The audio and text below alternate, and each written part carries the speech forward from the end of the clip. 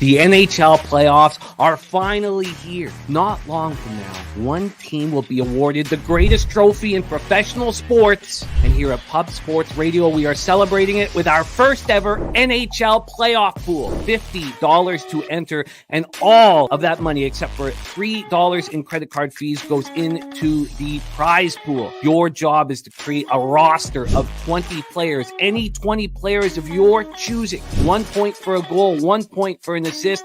The team with the most points at the end of the Stanley Cup playoffs gets the cash. The top 10% will be paid here in our Pub Sports Radio NHL playoff pool. Picks must be in by Saturday, April 20th. Puck drop of the first playoff game, which should be an easy date to remember for you ganja smokers out there. 4:20, it all goes off. Compete against your favorite Pub Sports Radio personalities and get that cash. The Stanley Cup playoffs are here. Let's get paid.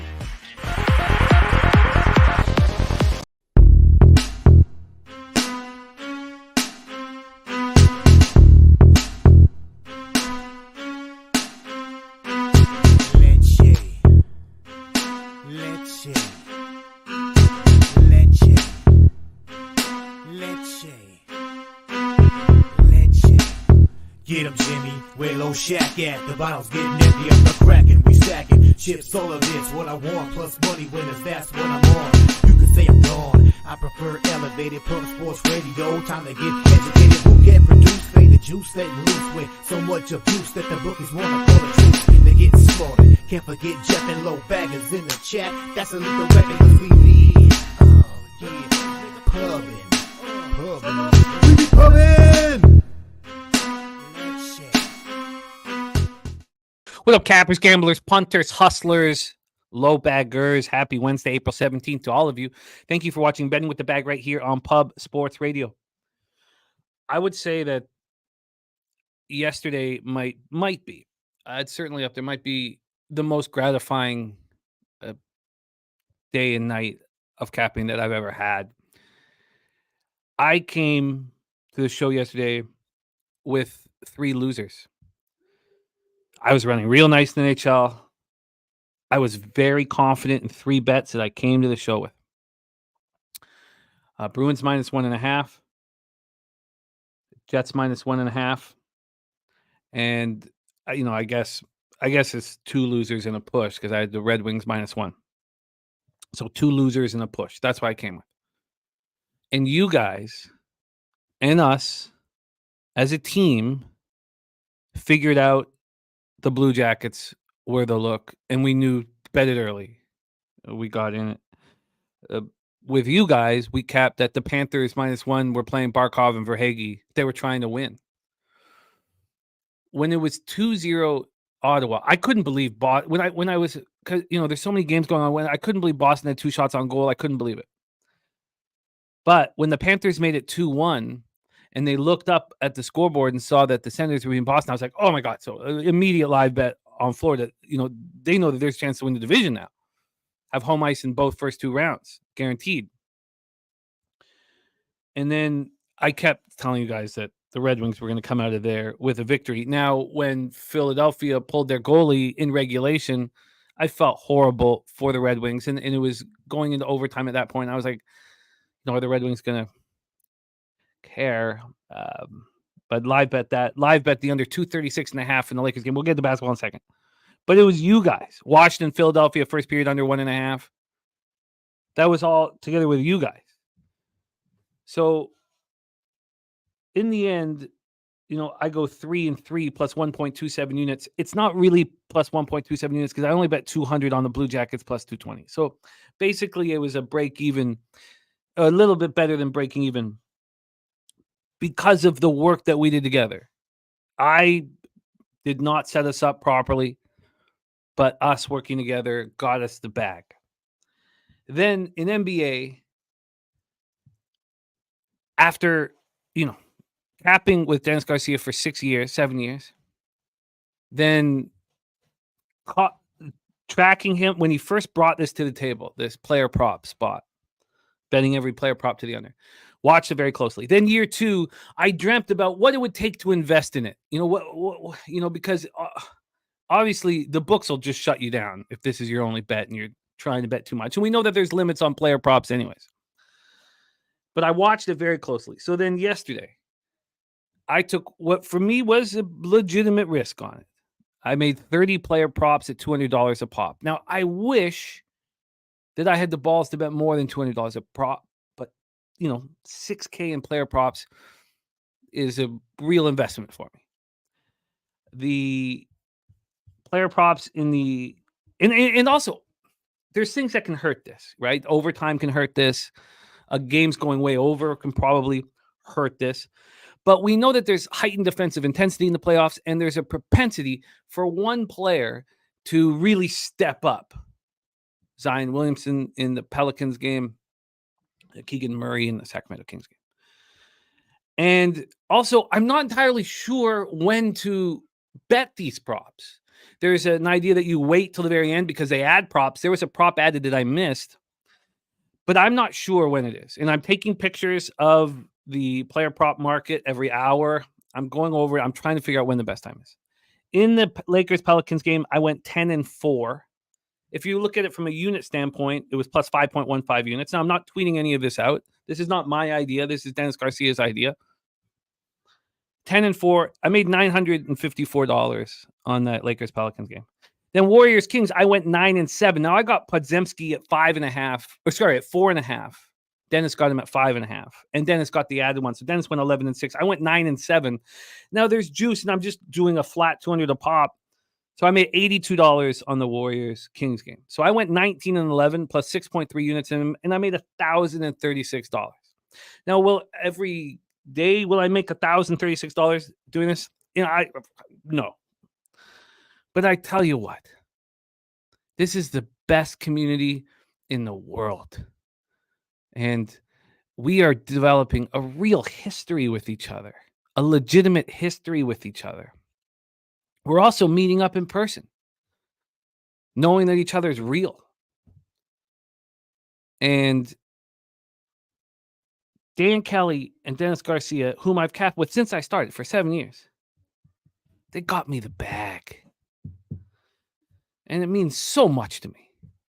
We know what kind of battle we face every day, the roller coaster ride of emotions we face every night. And it means so much. It meant so much that you guys as a group, and Pete Loshak got me. Loshak had another monster day, by the way. He's never going to take that jacket off.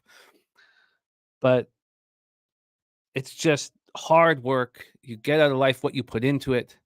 And this is the best group in the goddamn world. I was in dire straits late February. Dire straits, seriously.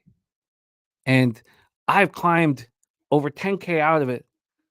Healthy in the black, receiving money now from my local every Friday.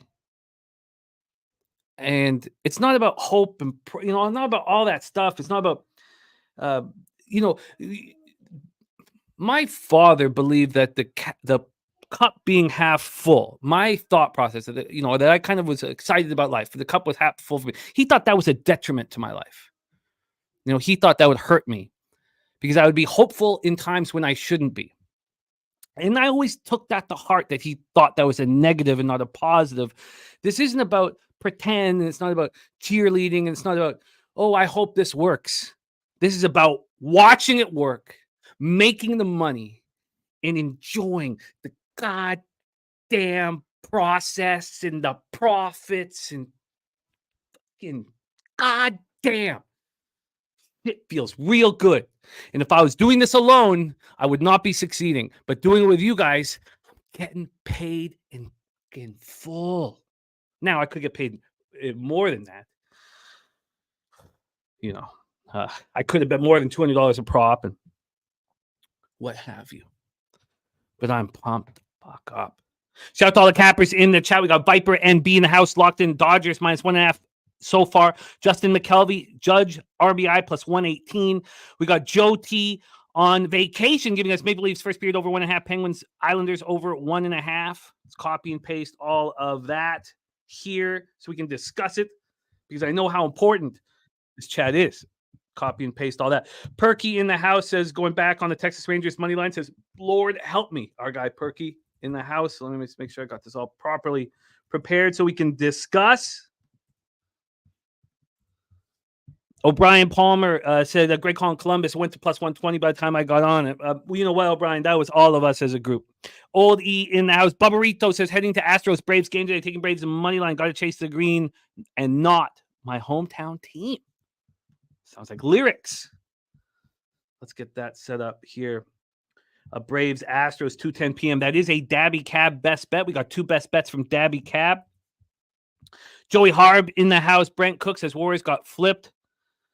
Leonard Porsche Jr., every NBA player on the board under 20 and 10 plus 6.8 units. Yeah, I got the pot. I didn't handle it perfectly. 9-11, but I'll goddamn take it. Subhuman soccer play of the day. Kevin De Bruyne assist at plus 200. Smooth balls play of the day is the Royals' first 5 run line. Sure, we have all of this pertinent information, this crucial information copied and pasted. Here we go. Make sure I've got it on my worksheet.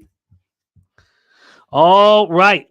Crystal Craig, wonderful to see you. Leonard Porsche Jr. says, big hit by the Blue Jackets to cover the pathetic Bruins. That was my fault. I didn't. It was you guys. You guys were spectacular yesterday. I was not. Swiggy in the house. Serious business. Frank, Virginia. Rocco Rogers. Gerald Jones ready to get to work. Great to see all of you guys. So we've got a ton of work to do today, obviously. Every day is a ton of work. D. Jenkins, ready to go. Steve G off a massive night. My dude says a Blue Jacket win felt great. Perky Bumps in the house. Truth Teller. Slatsy says Miracle Draw on the Wings. Habs, bet of the night, plus 6.5. Both guys with Larkin, shots on goal. Gonna miss the Habs. Lightning Leafs, first period over, and Yotes money line tonight. I can't wait for the Coyotes money line tonight as well. Can't wait. My dude says got fucked by JP Series yesterday. Also, the Angels losing. Yeah, the Angels hurt me. That cost me a winning night in MLB. We'll go over all of that. Rocco Rogers says hit the Panthers live on the Ice Guys betcast. It was a great look while they were down in the second, and Boston was down to Ottawa. Yeah, it was a great look. And I didn't even touch Boston. I mean, they just weren't. They were just horrific. 2 shots on goal in the first. Was that right? They had 9 shots on goal after 2 periods. I couldn't believe myself. Dust 10, I'm sorry to hear that. JPZ says F the Bruins, those bumps are losing the first round again. Now they play the Leafs. Crazy. Clint Star, the diehard MMA podcast, says it's a sad day to be a Coyotes fan today. Last game ever with my boys. That's not true at all, Clint. Your team's going to be back in 5 years. The reason why the NHL's fought against it is because your owner is going to become filthy rich off of this deal. This deal is going to make him so much money. It's his fault that the arena wasn't built. He's going to sell the team for $1 billion. And then he's got this guarantee that the Coyotes are coming back when he's ready with the new arena. So don't worry. You're fine. This is your last time to watch him in Mullet Arena. And you're going to get the jersey back. You're going to get the name back. You're going to get it all back. So don't worry. There's not a time for sadness. Let's just get them out of Mullet Arena. Subhuman Gaucho in the house. Sean Pulliam there. Sky Dragon. Dennis Garcia. The aforementioned Dennis Garcia. Julian Cesario ready to go. Everybody ready to go. Saturated says, is the Cardinals gear in honor of Whitey Herzog, or are you just trolling us Cubs fans? It's just just there's a bunch of jerseys in the closet that I don't wear enough. But rest in peace to Whitey. But no, I'm not trying to. But I am very interested in that Cardinals game. Okay, we got a ton of work. Julian Cesario on Cardinals money line and Red Sox money line here. Get that copied and pasted. That's right under J Smooth. The Royals first 5 run line. Let's get that locked in. Res Mob smashed and smashed. Subhuman says Yote smash spot here. Don't worry, they'll be back. Steve G says Torts pulling the goalie was amusing. They had to do it. They had to win a regulation. So that all made sense. I felt bad for the Red Wings. That's all.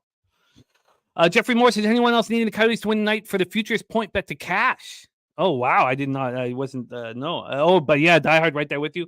9-1 on the Pelicans game. Viper shouting out Dennis Garcia for the idea. This is year 3 of it. Kadesh, we got KD in the house with a $10 dono. Thank you, KD.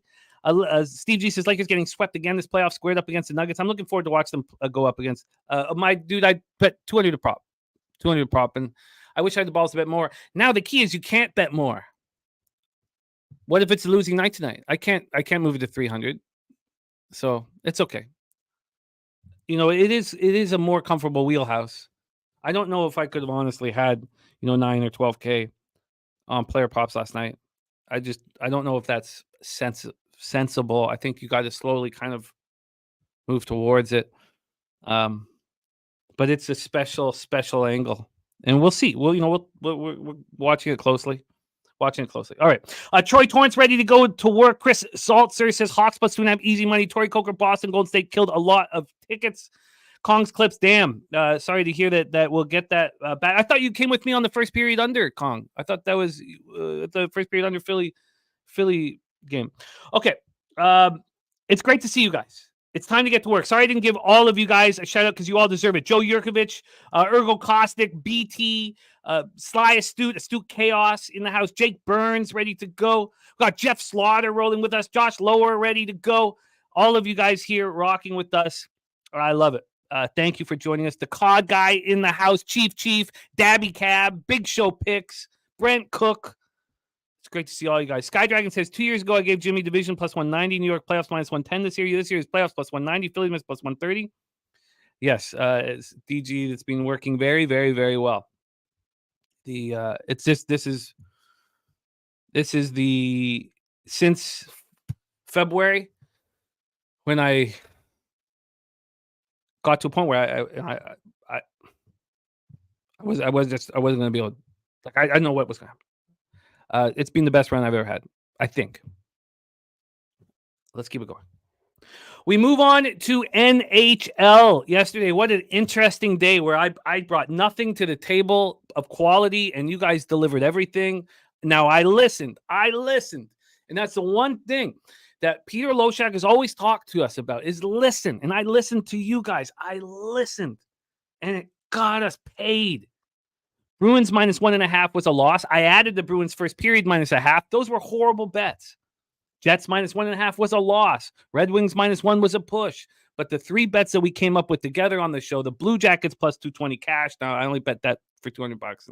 So it wasn't as big of a winning day as the unit size would say it was. Washington, Philadelphia, first period under 1.5. Just easy casher. Full game with a cash 2. And the Panthers minus 1 at minus 102, which also doesn't include the live action where we cashed 3-0 live again yesterday. Live is working. Now, you can't do it blindly, though, because blindly I would have bet on Boston. You have to know what the hell's going on in that hockey game. All right. Yes, Slatsy, it hurts us. Sorry, Slatsy saying his futures on Panthers Bolts. That hurts us. The Panthers winning division, having to play the Bolts. First round, we're going to lose one of them. Too bad. I wanted them to meet in the second round. I thought it was all set up for them to meet in the second round, but it is what it is. It is time to get into NHL. We start at 7 p.m. Eastern. We have the Toronto Maple Leafs 46-25-10, 24-10-6 on the road at the Tampa Bay Lightning, 44-29-8, 24-11-5 at home. We're at Amalie Arena in Tampa, Florida. Is it Wine Time's birthday? Did I miss that? Oh, wedding's on 4/20. I love it. Okay, that's dope. And that's the start of our hockey pool, too. Our playoff pool. We need signups to keep this rolling. So, okay, look, we need to do this together. Everything worked last night. You guys told us in the middle of the show that Verhaeghe and Barkov were in. I did not expect them to be in. Everything we've got to do right here together. Steve G says Tompkins confirmed. Jones expected. That's interesting. So Samsonov going to have the night off. Toronto power play 24.3%, penalty killing 76.9% over the season. Tampa Bay 28.7 and 83.1. But who is going to be in and who cares? So one thing I talked about happening yesterday, and then it just really, really came to fruition, was the Leafs really caring for a period. Now, remember, the Leafs are so up against the salary cap that they can't bring anybody up from the AHL. So they have to play these guys that they would prefer not to play. Now, Matthews, of course, is going for goal 70. That also hurts the Leafs because they're trying to get him the 70th goal. Second half of the back-to-back for the Leafs after suffering their third straight loss 5-2 at Florida last night. The Leafs have allowed 16 goals over their last 3 games because it takes effort to defend. And they're just not trying hard enough right now. You know, they don't have to. They're going to have to do all the shot blocking. Shout out to McCabe, too. Jake McCabe blocking shots with his face. The guy is an important player to this team moving forward. The Panthers were trying. They saw the Senators go up 2-0 on the Bruins. It clearly helped their motivation. They outshot the Leafs 42-26. The Lightning coming off their third straight loss 4-2 at home versus Sabres on Monday. Look, we were on the Sabres. Now, Kucherov wants 100 assists. So there's things going on in this game. We know that Matthews wants goal 70. A lot of you guys bet him to cash goal 70 last night. It's just not something that appeals to me. Now, Kucherov really wants 100 assists. He would become only the 5th player in NHL history with 100 assists. Gretzky did it, I think, 13 times, 12 times or some shit. Bobby Orr did it once. Mario Lemieux did it once. And Connor McDavid's done it once. And Kucherov wants to be in that conversation. McDavid, you should see McDavid beaming when he knew that he was on a list with Gretzky, Lemieux, and Bobby Orr. So from a player prop standpoint, again, it's just that's not stuff that really appeals to me in a game that means nothing. So who's going to play? I mean, if you look at what's going on right now, we know that Glendening will be out. He's a huge piece of Tampa Bay's playoff because he's one of the best faceoff men in the league. Tyler Mott, lower body injury, he's not going to play. These are the tough guys. So, and then for Toronto, there's nothing they can do. They're up against it. They have a problem filling out their roster fully tonight. So at that point, why wouldn't it be the Leafs? Slatsy says Kucherov going for 100 assists, Matthews 70 goals early. So, and there's Fanatical Jim saying Kucherov going for 100 assists tonight. Rocco Rogers on the first period over 1.5. I do not want the Toronto Maple Leafs. But I also don't want I mean, Tampa knows they're going to have home games in the playoffs. They don't care. I know, Brian. It was just beyond me and very upsetting. So, we didn't milk the angle. The angle was easy to milk in the Florida game because Barkov and Verhaeghe were coming back. Here, look, are the Lightning going to take this seriously? I would move towards home teams rather than a road team in this situation. So at this point, all I can say is that I sort of lean Lightning. Oh, does that mean that if they go down a goal or two, like I didn't bet the Panthers when they were down 2-0. I waited for that 2-1 goal. I waited to see, okay, here's the momentum. They see that the Senators losing. So Steve saying this could be an OT game. I guess there's nothing for me. at this point in that game. But I would be interested in backing the Lightning. And I may end up getting there. Juan Ruiz in the house. Great to see you. So let's move on to game 2. I've moved on this one. 7 p.m. Eastern. Pittsburgh Penguins 38, 31, and 12. 15, 17, and 8 on the road at the New York Islanders. 38, 27, and 16. 20, 10, and 10 at home. UBS Arena in Elmont, New York. I've got Tristan Jarry and Ilya Sorokin listed. Let me know what you have. Jarry 19, 25, and 5. 2.91 goals against average. 903 save percentage. 6 shutouts. Hasn't been very good this year. Sorokin 24, 19, and 12. 2.99 goals against average. 909 save percentage. 2 shutouts. We know he's got elite talent, but he hasn't been very good this year either. Pittsburgh power play. I've got Jarry. Do you not have Jarry, Cheshire Cat? Swiggy says Penn's going to show up for Pride while Islanders rest everyone.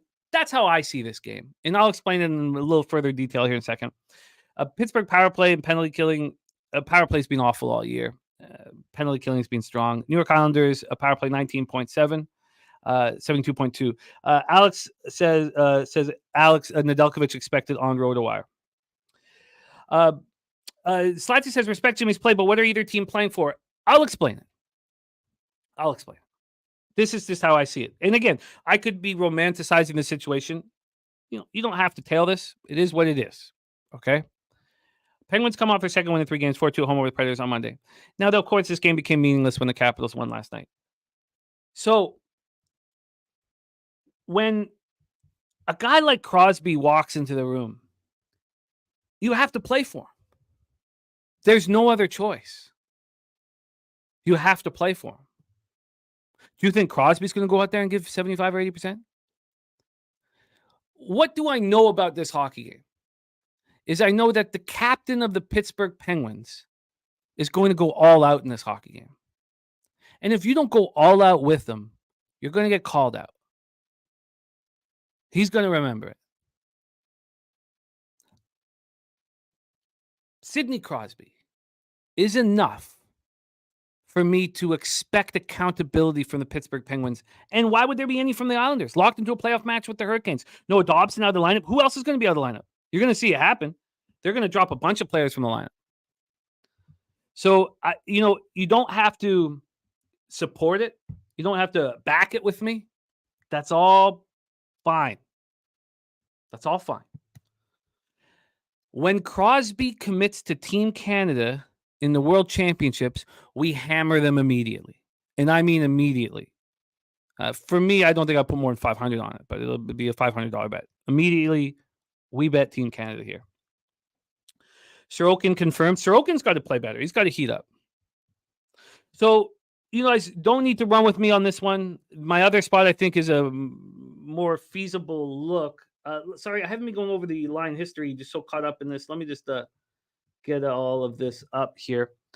Sorry, I still got basketball up. So for that first game, give you the line history and then give you the line history on the Penguins game. I got plus 126. I got the minus 130 and the plus 190 last night on the Penguins. Right now, over at... Come on, move over. Okay, here we go. Over at Pinnacle right now, the Lightning are minus 137. They opened up at minus 120. The Lightning are probably the look. You'd have to take them on the minus one line. I just don't see the Leafs caring at all. And why would the Lightning care? Just because they're at home and Cucci has a chance for 100 assists. Is that enough? I don't know. There's been a 17 cent to the move to the over in that Lightning Leafs game. Then in the Pens Islanders game, the total is 6. It's been an 11 cent move to the over. And on the money line here for this one, here we go. We just have 2 games left in NHL. Don't worry. We're going to get to that 12-10 game with Jose here in a second. Pittsburgh's at minus 129. They opened up at minus 122. There's been a 7 cent move towards them. Whatever makes you comfortable in that game, you can hammer it. Nate Dogg says Matthews gets 70. We heard that last night too. So maybe he does. Those numbers, they don't matter to me that much. It's a special number. Don't get me wrong. Okay, Fanatical Jim says Ned first off the ice, likely to start. News just came out.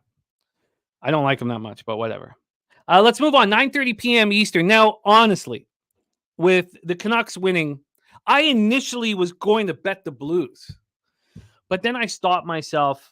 The Blues missing Krug and Falk. We saw how that worked against them over the last few games of the year. You can't even trust them at home. Now they're here on the road. 4-1 at home. They lose to the Kraken on Sunday. The Stars coming off their 3rd win in 4 games. They also just faced the Kraken, defeating them 3-1 at home on Saturday. Binnington, I've got listed, but I don't think he'll be. I mean, wouldn't you go with Hofer tonight? I'd love to hear who you guys have. Ottinger. I mean, I wouldn't play Ottinger here. So I don't think it'll be Binnington versus Ottinger at all, but that's what was listed last night. St. Louis power play 18.1, penalty killing 78.8. Dallas power play 24.5, a penalty killing 81.9. Wow. Fanatical Jim says Marc-Andre Fleury signs 1-year extension. I did not expect that. Wow. And Binnington is confirmed. Wow. That surprises me. Thank you, Swiggy. So Dallas doesn't care. St. Louis doesn't care. Do you lean towards the home team, or do you lean towards the DeBoer coach team that plays everybody? The first liners don't get enough ice time and they roll 4 lines. In the end, I just couldn't move on the Blues, and I spent a lot of time thinking about this spot. Right now, Dallas is minus 227. They opened up at minus 204. I'm thankful I didn't move. I was plus 180 was being offered to me last night. The total's at 6.5. This opened up at 6. It's moved to 6.5 at Pinnacle. All right, so let's move on to the next and the final game on the board. And this is the one that Slatsy and I both moved on last night. And it is the Arizona Coyotes in their final game at Mullet Arena. The Oilers have nothing to fight for, nothing to prove, nothing to do. And the Coyotes do. They have to thank their fans. They have to thank the city of Phoenix. They have to play with heart out here. This is easily the best bet on the board. And it's also the best risk-reward bet on the board. Calvin Pickard, Karel Vejmelka. Pickard's been pretty good this year. Vejmelka's not been. Edmonton power play 26.4, 79.8. But who plays in this hockey game? I mean, maybe. I mean, there's no way. You wouldn't want McDavid out there. Who would you want out there? I mean, oh, shoot. That's the Ben Lively stuff I need. Who would you want out there? We know Evander Kane's not going to be in the lineup. A bunch of people aren't going to be in the lineup. I don't know who. But even if they are in the lineup, how long would you play McDavid for? 12 minutes, 13 minutes. Brent Cook says Oilers, when they don't have anything to do, they don't. That is a good point. They don't. So we finally get the last game at Mullet Arena. I know there's real hockey fans in Phoenix, and we're happy to have them. And you guys will get your team back in 5 years, and your owner's going to be crazy-ass rich, and he doesn't deserve to. He's an ass clown who screwed this all up, but we gave him this perfect situation just to get them out of Mullet. Oilers snapped their 2-game losing streak with 9-2 win at home over the Sharks. The Coyotes come on off having their modest 2-game winning streak, snapped 6-5 loss at Calgary on Sunday, but this is one team trying and another team not trying. It's just, this is why you cap when games are meaningless to me. So this totals at 6.5 minus 114 to the over. Open up plus 100 to the over, 14-cent move to the over. And on the money line, we have right now Arizona at plus 157. They opened up at plus 164. I'm surprised. I'm truly surprised. I'm surprised at this line, and I don't know why it's this number, but I'll take it. So the question is, do we move on the Lightning -1? I don't know yet. I've got to figure that out. Oh, and Fanatical Jim says Aho, Engvall, Fashing, and Barzal out for the Isles. Thank you. That's important information. Rocco Rogers on Yotes team total over 2.5. Even money in Yotes money line plus 170 says love this for the Yotes. So do I. This is going to be a lot of fun. It's great to have Clint back in action here with us in the chat. All right, that's the NHL breakdown. You guys saw me when I'm down 23 units in NHL. Now we're up 7.07 units. Look, ROI plus 1.97. I want more. I want double digits. Then I want to go for 20. I haven't tweeted out my futures yet. The futures have been excellent. Zachary Griffin says, been going to Yotes home games for 25 years. Today sucks. Yeah, it's. I'm sorry that it happened to you guys. You can blame your owner. And when you get your team back, it'll be great. It'll be wonderful. And the people who loved it so much will love it even more. This isn't the end. Sadly, your owner's going to get filthy, dumb rich off of this. But you'll have a beautiful rink. You'll have a gorgeous arena. You'll have a downtown spot.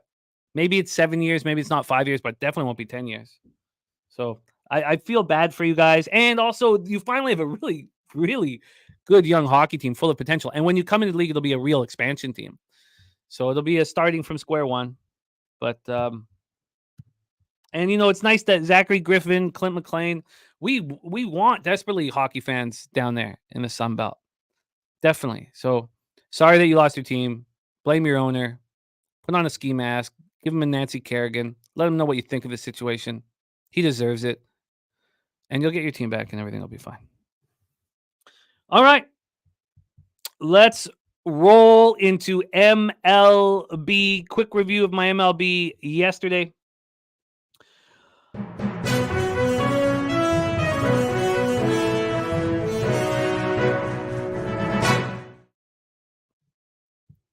Get into MLB, Jimmy. We have 2 pieces of breaking news. Okay, hit us. 1, Jeff Slaughter, generous man, gracious human being, has said we're blowing out the gold member races today. Today is a mega race day for Pub Sports Radio. Mark this down in the history of PSR races. April 17th, 3 races for the money. 3 of them are normal $50 races for the members. And then 2, not 1, but 2 $25 races for everyone in the chat. Jeez. Holy everyone. That's going to take a lot of work from you. I know. And it's not like we have a long NBA card to set all this up. But God damn it, it's going to be great. So you must stick around for the entire MLB card. Stick around for the NBA. And at the beginning of the NBA card, I'll give everyone a passphrase of some sorts to join. And by the way, yes, if you're a gold member, you can join in the $25 one. Of course you can. You just have to put in the passphrase that I come up with at the end of the baseball breakdown. So that's going to be a whole lot of fun right there.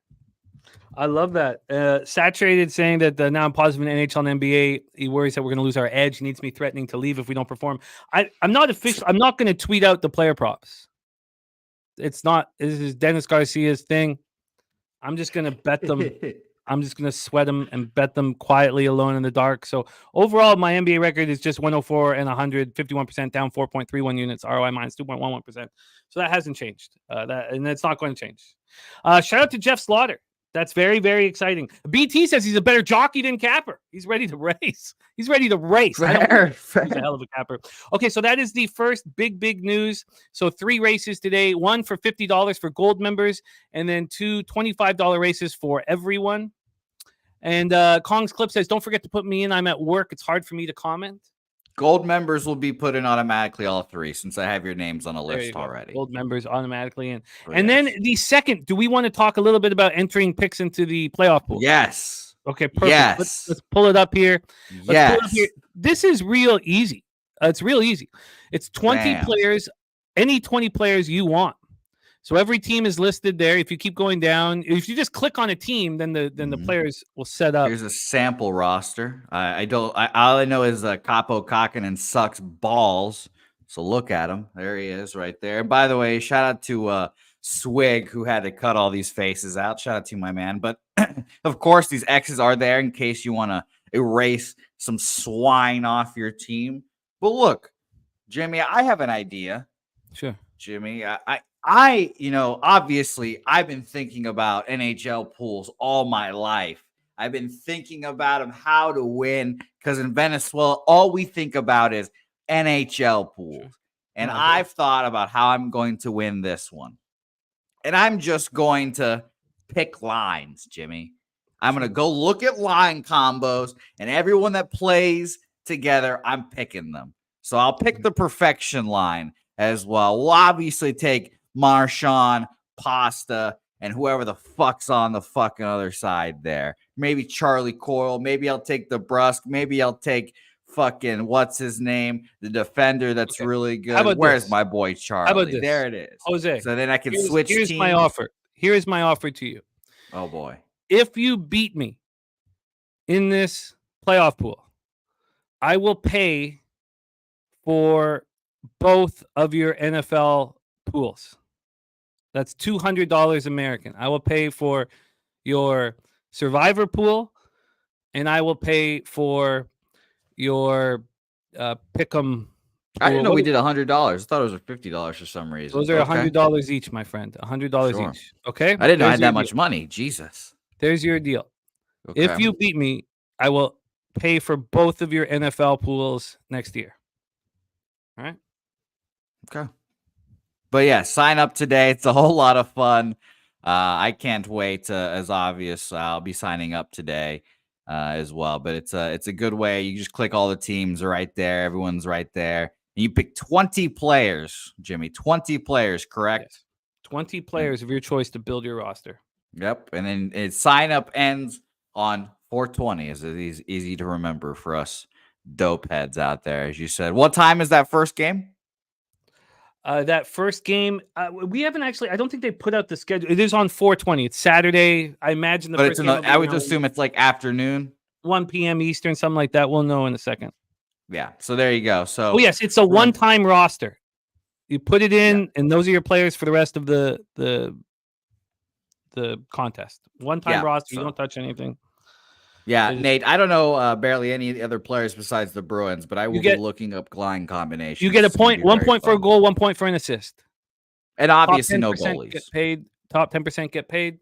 And every cent will go in except for the $3 for credit card fees. Every cent will go back in. Yeah, so, it's going to be a whole lot of fun. So sign up.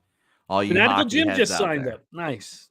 And there you go, Jose. So 200 American, the equivalent of if you beat me. All you have to do is beat me. Sure. Well, Jimmy, I listened to your hockey, so I know what teams to pick the lines of. Hopefully, so fingers crossed. Someone's scoring points on these lines. God damn it! All right, stick with me, Jose, because it is time to get into MLB. We have a game popping off here in 29 minutes. 29 minutes. Let's talk about what happened yesterday here. I know Hell of a day. that Joey Harb questioned the unders that I was on, and the unders went 2-2 with a push. 5 unders. The Colorado Philadelphia first 5 under 4.5 cashed. The Minnesota Baltimore first 5 under 4.5 was a loser. The LA Tampa Bay first 5 under 4 pushed. The fact I didn't get paid for that great start from Soriano that we put is just like okay.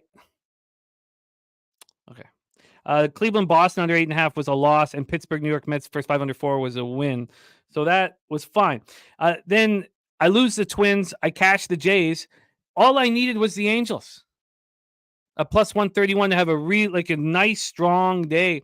I mean, that's like a 2.62 unit, or sorry, a 2.31 unit swing. It was very, very, very disappointing. DC Capper coming off a great day. All right, let's get to work here. But first, how was your day yesterday? I went 4-4 yesterday. Kind of the same shit. The Twins obviously just blew up in our face immediately. That was disgusting. Another total loss on the Guardians because their offense.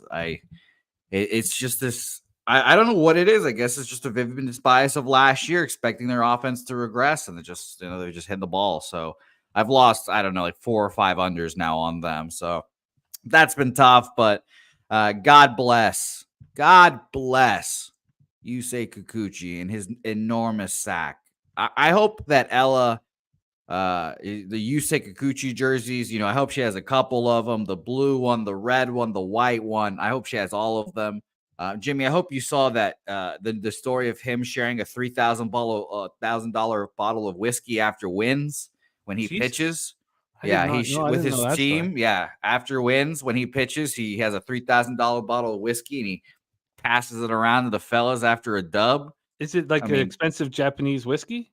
I don't know. The broadcast just said $3,000 bottle, and I don't know whiskey, so I'm assuming that's expensive. But yeah, so shout out to Yusei. He's our guy here. We cashed first 5 full game, but the Bruins really just dampened my mood. That was heartbreaking. That was shocking. But at least we'll play the Leafs now, and a tradition unlike any other is beating the Leafs. So yeah, no, I got to keep this up in case we make moves here on this first game. Well, let's get to work. I'm cracking one today as well, Jimmy. We're feeling good today. I'm excited. Yesterday it was so gratifying, just that it was the group that succeeded so enormously, and I just held on. I just rode the coattails of this incredible group and incredible community. Let's get to work here. Giants Marlins to start off our day. We have full afternoon baseball all day long, so get ready. There should be afternoon baseball every day. I don't understand why there's not, like, some days. Every day there should be a morning day. And God damn it, I'm interested in this game. Bubbarito says probably Yamazaki, 24-year-old Japanese whiskey. Good God. I've become such a because now I don't drink at all. Like during the week, I don't drink, and now we don't have live streams. So now every time I had a chance to go to the bar with Reichert on Sunday night, and I'm just like I go from 0 to 100. My bill. He barely drinks. My bill was $196. How? I mean, how? I'm blackout. You're not drinking at the Southtown anymore. That is confirmed. I come home with a bloody elbow. Oh, what the hell's going on? Oh, and you went out to a comedy night as well. You've been, you're a nightly man now. Let's get to work. Lone Depot Park in Miami, Florida. These Marlins are 2-10 at home. Giants 7-11, 4-8 on the road. We have Keaton Wynn going up against Trevor Rogers. Let's get the line history up here for this one. I'll have everything. I've got everything close to being saturated. Just to let you know, we are doing live streams. Don't worry. Live streams are still happening. There's the Triple Crown's coming up. Yeah, and there's NBA live streams and such as well. He's just talking about specifically football. Yeah, we'll get live streams going for sure. And we'll, for these huge NBA nights and stuff like that, we'll get them all going. But let's get to work here. So we have Wynn and the San Francisco Giants sitting at minus 111 right now at Pinnacle. They opened up at minus 108. 3 cents of movement towards Keaton, Wynn, and the San Francisco Giants. Up at 8.5. It dropped to 8 at 48 minutes ago. There's still a lot of 8.5s on the board, and some of these unders with that number at 8.5 are cheap. Let's get the cash flow then here for us. Let's get the cash flow up from a money line perspective on this one. 82% of tickets and 96% of the cash on the San Francisco Giants. The lines moved 3 cents in their favor. I mean, that's just that's very interesting because I had this line very different than yours for actually one of the rare times. I had this line opening at minus 115 for Bet Online for the Giants. Oh, yeah. You're using Bet Online. I'm using Pinnacle. Yeah. So I had minus 115 on Bet Online for the Giants, and then steams all the way to flip minus 115 to the Marlins, and then flips again back to the Giants. Jesus. Yeah, wow, that's all Bet Online. And currently on Bet Online it says minus 109 Giants.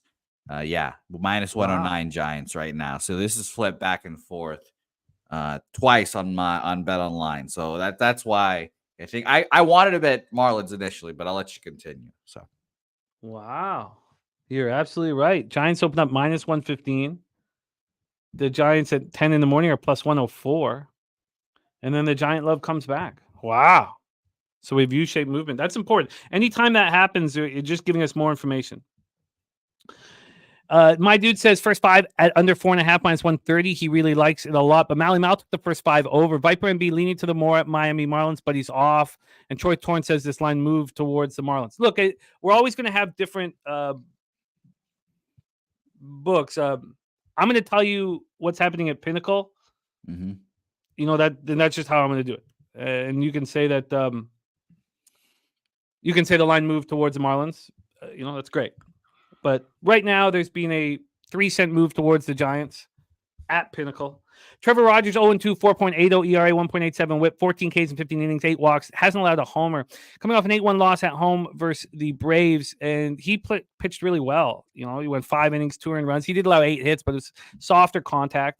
But the Giants are hitting lefties very hard, 278, 765 OPS. And the Marlins do nothing against righties, 241, 688 OPS. I don't know why exactly, and Mally Mal can jump in, why he's preferring the first 5 over rather than the full game over, because the Giants bullpen and the Marlins bullpen are both trash to start out the year. They both looked awful. My dude says Rogers last time pitched at home against the Giants last year, gave up only 1 run. My dude has Giants hitting 250 against lefties. I have 278 average with a 765 OPS. So very different, my dude. Can we make sure that we're using the right sites and that one of us isn't very wrong? Top Set took the Nerfy in this one. Take it away, Jose. San Francisco Giants, Miami Marlins, Lone Depot. Yeah, I think I'm just going to end up passing on this game. The line movement was weird. I'm ultimately off on this game because it flips one way and then flips the other way. And it's just, not a spot I want to be on. Keaton Wynn is a weird, interesting pitcher. He's 0-3, but he's pitched well in all of his starts, really. So I get to shout out to him to that. And, Nufflush, I remember we've talked to him about the Giants and lefties, and I believe he used to say they were really bad against lefties. I think they were fade against lefties.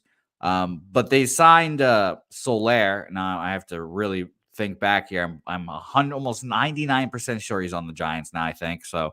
And he was one of the best lefty hitters in baseball last year.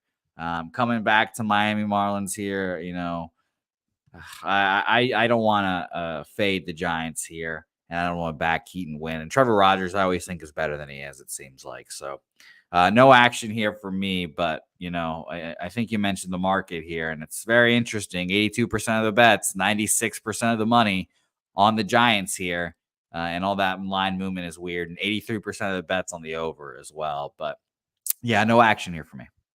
So just so we're on the same page. Oh yeah, he says it's just 270. Okay, good. Okay, sorry. Yeah, look, the market is screaming back Trevor Rogers and the Marlins here. But I'm not going to do it. I just the Giants are hitting lefties hard. Keaton Wynn's being okay. But I do, Keaton Wynn coming from the start at Tampa and then starting Miami. Trevor Rogers, coming with back-to-back home starts, and this is against a much, much weaker lineup than he just faced with the Braves. Slater, Flores, Young-Hoo Lee, Jorge Soler, Matt Chapman, Estrada, Bailey, Ahmed, and Fitzgerald. For the Marlins, Arise, De La Cruz, Chisholm, Bell, Sanchez, Anderson, Gordon, Lopez, and Pareda. Troy Torrance says he'll throw an extra 100 on them for me. And Stimmy's big on the Marlins. Well, maybe am I leaving money on the table here? I've got 18 minutes to figure out whether I should move on him. I mean, it doesn't. That move towards the Marlins, I wish it had just stopped right there. Yeah, I wish it didn't flip back to the Giants on Bet Online. If the line on screen was the line on in the current sports books, like when I made the graphics, I'd probably be on the Marlins here. I wrote down Marlins as well, expecting to be on them. But again, it's the line's flipped once again, -109 on Bet Online. So I hate this Marlins bullpen. I hate trusting them. Markel in the house, what up, my man? I hate trusting them. Okay,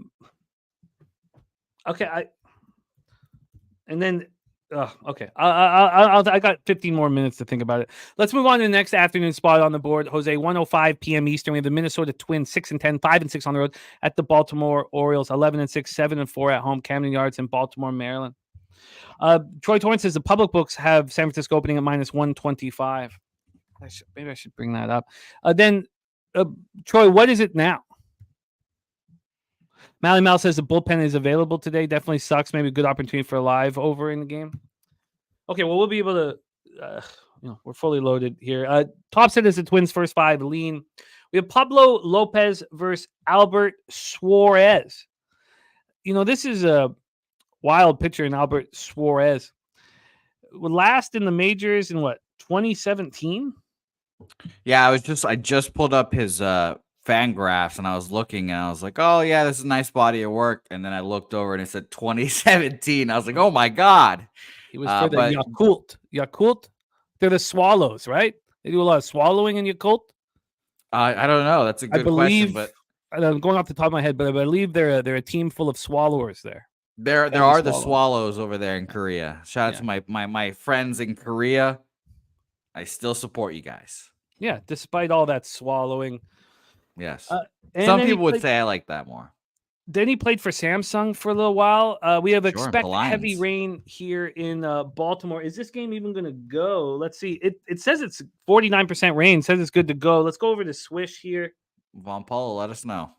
Let's go over to Swish. Swish has good to go. No problems. The rain's going to stop. Starts 7.4 miles per hour, sort of out to left field, and then it becomes just right to left. But goes up to 11.1 miles per hour. So, I have been, Markel. I personally don't do the swallowing. Other people for that. Albert Suarez, what are we going to get from this 34-year-old?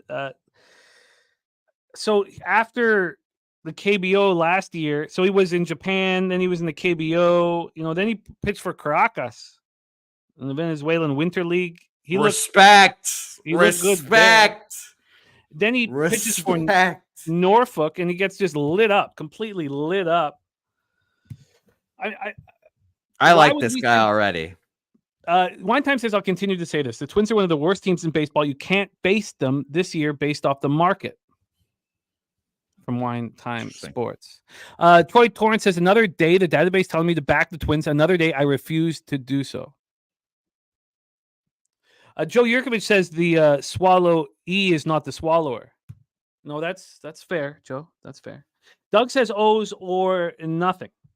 Pablo Lopez has not looked very good. He did not look good in his last start. An 8-2 loss at the Tigers. He went 4 innings, 6 hits, 5 earned runs, 1 homer, 7 Ks, 3 walks. The Twins' bullpen has been very good, but they can't hit against righties so far this year. 183, 597 OPS. And look what the Orioles are doing. 273, 816 OPS. Let's get into the line history. I have no idea what to expect from Suarez, except I don't expect him to be very good. I really don't. The Minnesota opening up -104. They're now +105. So they've had 9 cents of movement towards the Baltimore Orioles. And then on the total for this one, sorry, I should have had this set up better, and I know I said that already, but I will have it. From the total, we are sitting here. Come on. Show me. With an 8.5. 8.5 minus 114 to the under. This opened up at 8. This just moved up to 8.5 29 minutes ago. 29 minutes ago. And then cash flow wise for this one, 30% of the tickets are on the over. We have no money line information. We do have money line information on the cash flow. 76% of the tickets, 83% cash on the Baltimore Orioles. Shout out to our guy, Real Deal Prime. Says, I'm glad for our life's journey has crossed paths. We are richer for being here. Jose, I'm going to need to raise it at some point. What a guy Real Deal Prime is. I love capping with him every day. I really, really do. My dude says Lopez last year against Orioles got the win. Twins won 8-1 at Baltimore. Lopez had 6 Ks, won 6 innings, gave up just 1 run. He says, I'm betting the Twins today too. Win back the money they took from me yesterday. I love the Twins with Lopez pitching. He pitches very well on the road historically. Take it away for us here, Jose. Twinkies, Orioles. I have a mini rule with myself, I guess, that I've lost. I've lost 2 bets on this series already, and I just feel like an asshole betting it again. But I passed on this game. You know, I find this line to be very interesting. I think that the Orioles are definitely live here. Minus 101 seems pretty short. I expect them to be plus money with Albert Suarez at the bump. But yeah, I passed this game. No action here. But shout out to Albert Suarez for pitching for my hometown club. Appreciate him. And they won a championship recently. So. Yes, Von Polo. Here are the lineups for this one. For the Twinkies, Julian Jeffers, Buxton, Kirilloff, Miranda, Larnach, Martin, Castro, and Farmer.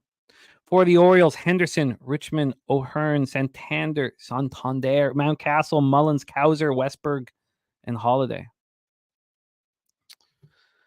Shout out to Razors Gamblers First Glance there. I am also right there in lockstep with you, Mr. Sharp Picks there, which, is usually means horrible things for you since we were on the Tigers together the other day and lost. But shout out to the Gamblers First Glance here.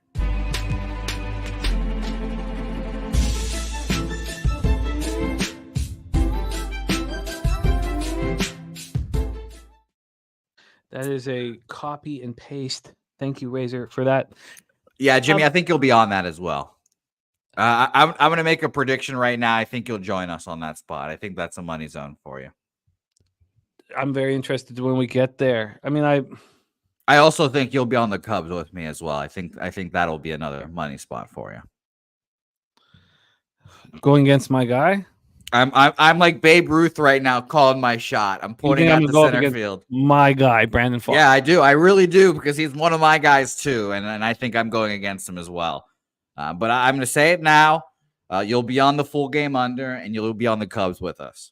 Joe Yurgevich says Pablo's career says he pitches well here after 2 poor starts. I mean, yeah, he's a fucking dog. He's a really good pitcher, and it's rare to have 3 bad starts if you're a really good pitcher here. But it's the Orioles, and the Orioles are very, very good. So okay, let's move past it. I would like to back Pablo Lopez. Look, I'd like to have the Marlins and the Twins here to start the day, but I don't know. Okay. Let's move on. 1:10 p.m. Eastern with the Pittsburgh Pirates 11-7, 8-5 on the road. New York Mets 9-8, 5-6 at home at Citi Field in Queens, New York. Let's get into the weather here. In Queens, 60 Fahrenheit, 11.3 miles per hour, right to left, right across the diamond. Stays between 11.3 and 10.8 miles per hour. Let's get into the line history here for this one. We have the total now down to 7.5. This opened up at 8.5, 4:29 p.m. yesterday. Went to 8 at 9:30 this morning, and now we have a 7.5. It is plus 103 to the under. You could say it's not a real 7.5, but a big move towards the under in this one. From a money line standpoint, Severino and the New York Mets are minus 157. They opened up at minus 135. Wow. Bailey Falter, I talked about watching the Phillies celebrate last year, and I've started to build respect. I mean, wasn't that a great start he just had at Philadelphia? I'm starting to build. He sat there and watched that team celebrate. Then he goes and pitches against that team, his old team, and looks great. We talked about it too. That was very interesting. I don't know if you went against him that day, but I specifically said I didn't want to go up against that revenge spot as well. And Troy Torrance talking about that spot that we will get to. So if you could copy and paste that 80% of the money spot here. So, yes, I'm very impressed with Bailey Falter. I would like to find ways to back him. I could have come here like I would have done 5 years ago. And I would have told you how I believe in Bailey Falter, and look, I'm on him. And then someone would say, well, this line's gone against you 20 cents. And I'd say, well, I'm a little nervous, but it should be fine. Now I want this market to mature, and it's got me off of Bailey Falter. Luis Severino coming off a really nice start. 6-1 win at home over the Royals. He allowed 1 hit, solo shot, 4 Ks, 4 walks. He's been quite good to start the year. We don't know what PEDs he's on, but they're working. Pirates first righties, 253, 710 OPS. Mets first lefties. They're smashing them. 292, 827 OPS. Mets have a bullpen advantage. Mets hit lefties much harder than the Pirates hit righties. You could say that the pitching is a wash. Okay, so let's go to the cash flow, and then we can decide if we should follow the money here with the New York Mets. 88% of tickets and 99% of cash are on the Mets, so I'm not going to. But I know this is probably a cash cow type of situation. 83% of the tickets are on the under, and it's moving heavily in that direction. Brian Watson says over 9 anyone on the Mets game. This line's 7.5, Brian. Take it away for 8, a real 8, but moving towards 7.5. Take it away for us here, Jose Pirates Mets. Yeah, no, I love my guy Luis Severino here. I wanted to fade Bailey Falter here after that big emotional game I'm sure he had going up against his former team. I think this is just a big letdown spot for him. I wanted to be on Severino here. The issue is, what do we bet? Or what do I bet here? Because Troy puts out the -1, -110. I don't want to bet that for obvious reasons that we've talked about many times here. I looked at -0.5, which would be my first 5 -0.5 all year. I took a +0.5 yesterday, obviously, and I'm kind of glad I didn't cash that because we cashed the under. So that, negated it. So it wasn't okay, but I like the Mets here as well.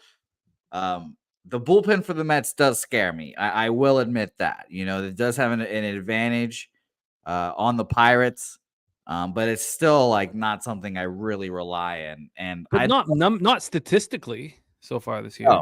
No, you just think that based on a player personnel. Yeah, exactly. Based on who they have, I'd be a little more worried than usual. And I'm looking up to see when's the last time Edwin Diaz pitched. He went 14 on Sunday, 18 on Monday, took a rest yesterday. Relatively, feeling good bullpen. We might see Jake Diekman today, and he sucks dick and balls. Jorge Lopez also only 16 pitches in the last few days, so we'll see if he goes, but he's horrible as well. Guys like Ottavino, Raley, and Diaz didn't pitch yesterday, so I think they might have a chance as well. So the issue is I just don't want to lay this juice with the fucking Mets, but I do like the Mets here, and I might be on them and just lay the juice money line, but we'll see as we go on the card. Fucking 5 minutes left until first pitch in this Marlins game.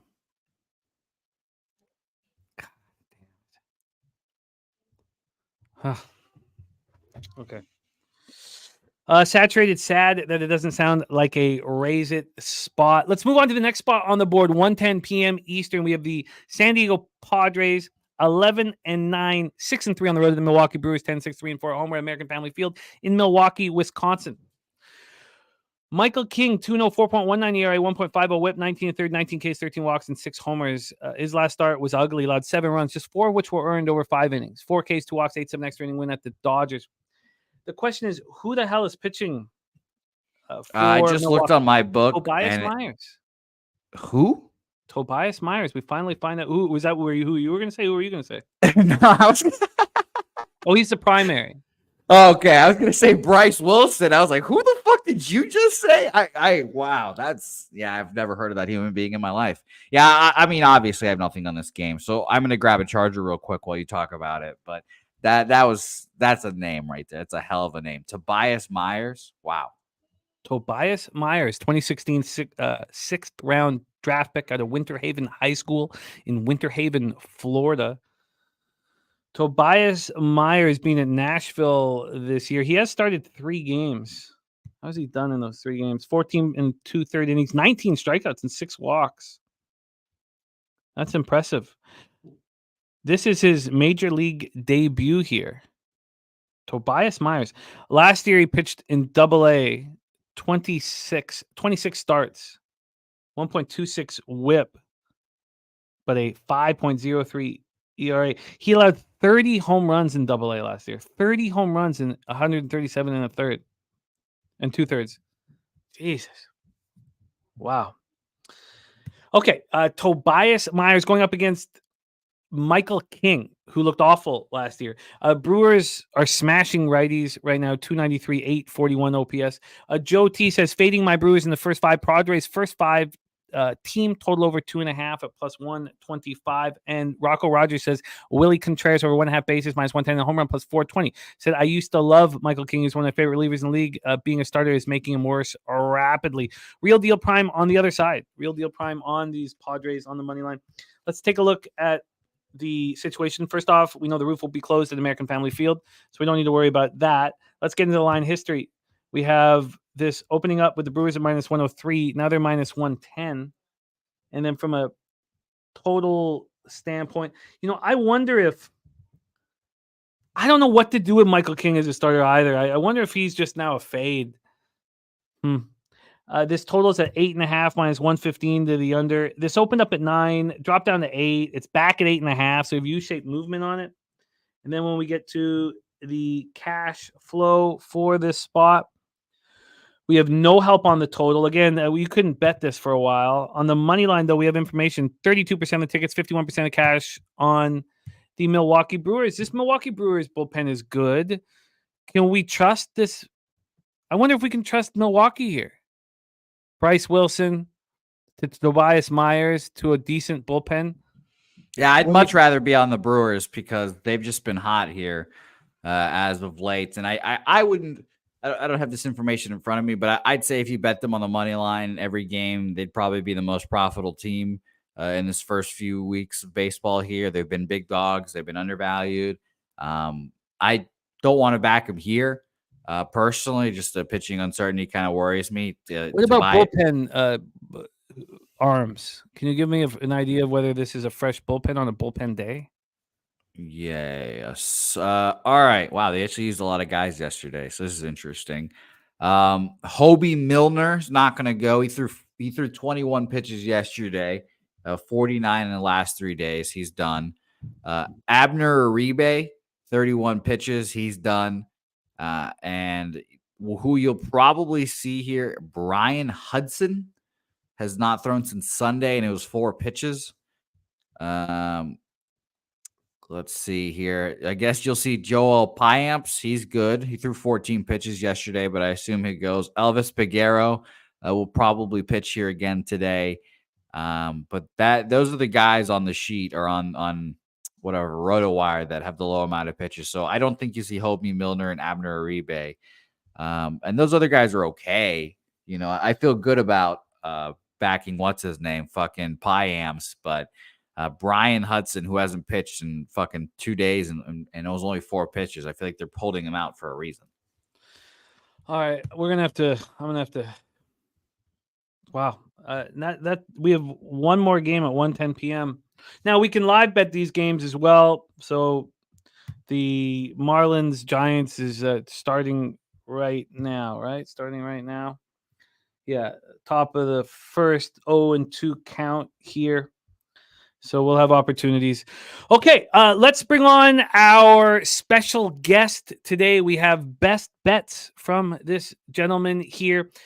We start at 1:10 p.m. Eastern for Texas Rangers, Detroit Tigers.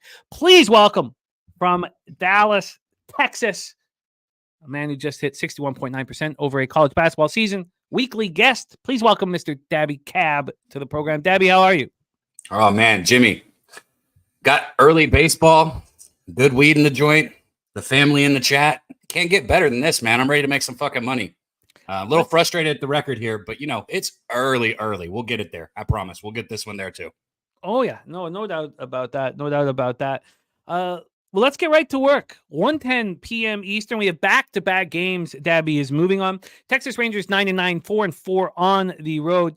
At the Detroit Tigers, 10-7, 4-5 at home. We're at Comerica Park in Detroit, Michigan. Certainly left money on the table, not backing my Tigers yesterday. Let's start with the weather in Comerica. It's ugly, but it's raining here. It's supposed to rain all day, but I guess it's not raining down there.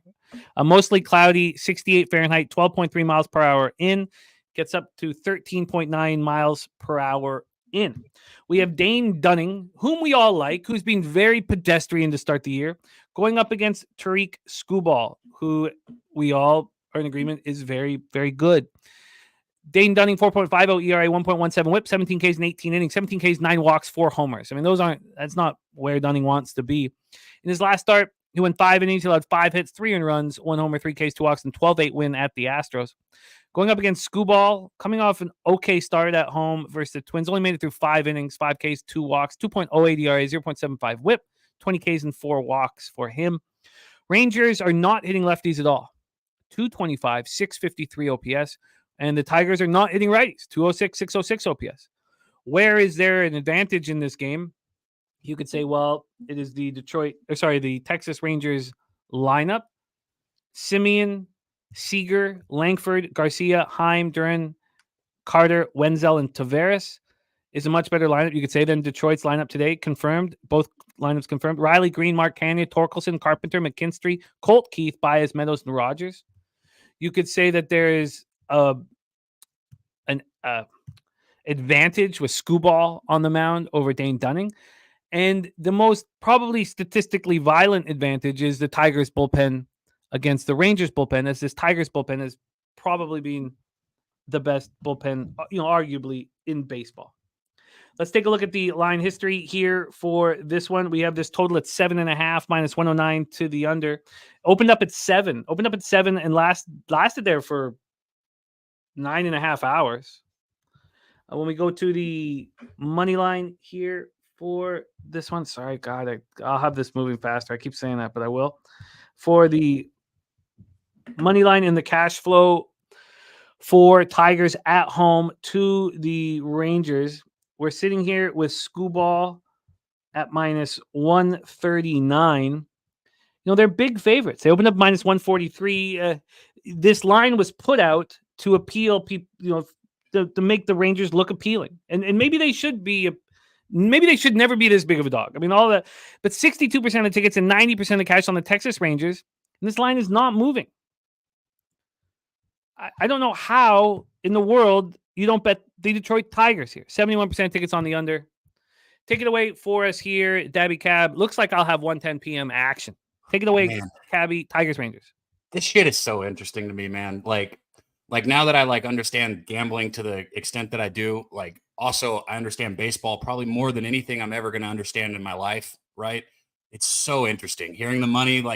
I can't even I can't even get into words all the thoughts that I just had listening to you talk about where the bets were. And so let's start here. Look, Dunning, I've said it. I like Dunning as a pitcher, but I like him out of the bullpen. I don't like him as a starter. Okay. Dunning is, and that's where the Rangers want him. They want him out of the bullpen, but with the injuries that they've had as a team, he's had to be a starter, and he has stepped up and he's done his job.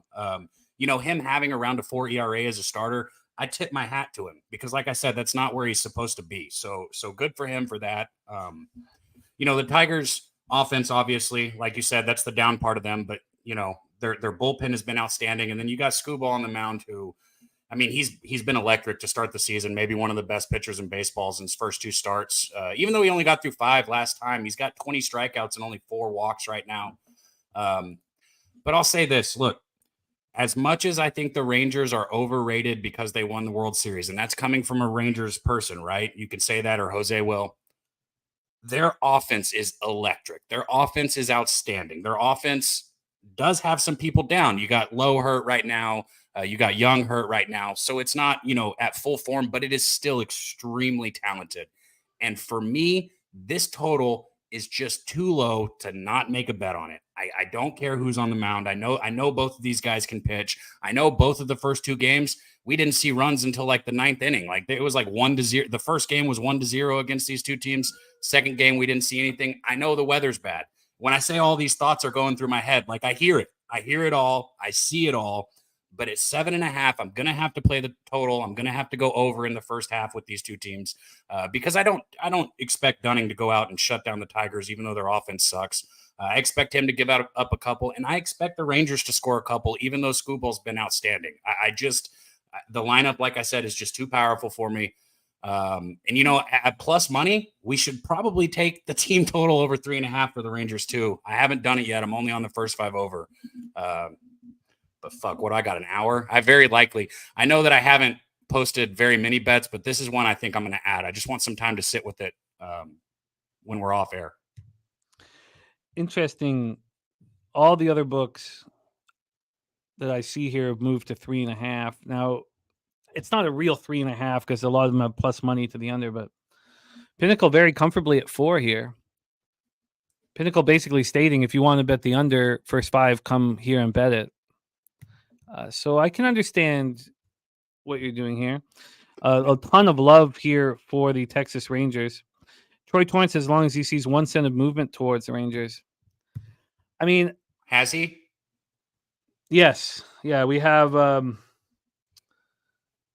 right now at Pinnacle, there's been 4 cents of movement. 4 cents of movement. And so I'll say this again, and this is what I thought about the Rangers last year, and they shocked me by being able to make the run they made. But they give up a lot of runs, and they score a lot of runs. That doesn't mean they're not going to play unders like the last 2 days. But this is a team that I see giving up runs, and I see scoring runs, and that's where I'm going to be at for most of the season with them. Jose, I can't wait to hear your thoughts on it. Take it away. Comerica Park, Tigers at home to the Rangers. Yeah, I've gone back and forth on this game, and I didn't know whether I wanted to take first 5 Tigers or full game Tigers or what I was going to be on, but I want to just keep backing our guy Scooble here. I definitely lean over with Cab, though. It's a low total. Wow, look at this. Sorry, I hate to interrupt, but go ahead. We've been waiting for this to fall. Wow, look at this. I mean, this is going to be hanging over the Porter family for the rest of their life. I mean, MPJ is going to have to deal with this for the rest of his life. The whole Porter family is going to have to deal with this for the rest of his life. We're going to see more of these things happening. Good God. My good God. And remember the Canadian gambling authority and the police, they've done nothing. Not one thing. They're like, maybe now will they? Good God. No, Markel Porter wasn't good. It's not about that. It's like his whole life is ruined. And this stink is going to be on the Porter family. Wow. Thank you for the heads up, Rodney. And I apologize for interrupting Jose, but that's just massive. Okay. Take it away, Jose. My man. I wanted to back the Tigers here, but it was another instance of them being too juice. So this year I've kind of opened myself up to parlays a little more. And I think I might just 2-leg parlay the Mets and Tigers here, 2 teams I like, and the juice was just too much. Now, like you mentioned, a bunch of money and tickets on the Rangers here. Minimal movement towards them. It's tough, and I feel like people see the Rangers at plus money and immediately pounce. But Scooble's been that guy, and I believe in him here. And it's very interesting, Jimmy. You said there's been movement to the Rangers.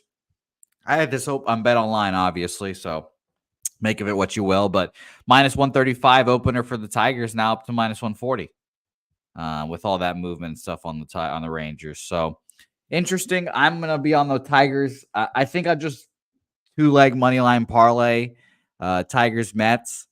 Now I've gone back and forth in my head. Do I want to do it first 5? Do I want to do a full game? I was not sure at all, and I've been back and forth on that, honestly. And I think I'll just take full game. Both their bullpens have been good, like you've mentioned statistically. So I think I'll let Jesus take the wheel with bullpen roulette. But like I said, I've gone back and forth, and then maybe by the end of this conversation we have here. I'll be on first fives, but I'd like to hear what you guys in the chat have to say. Which side would you rather be on, first five or full game, on these two games that we were talking about here? The parlay is plus 164 for full game and plus 169 for first five, so it's pretty much the same.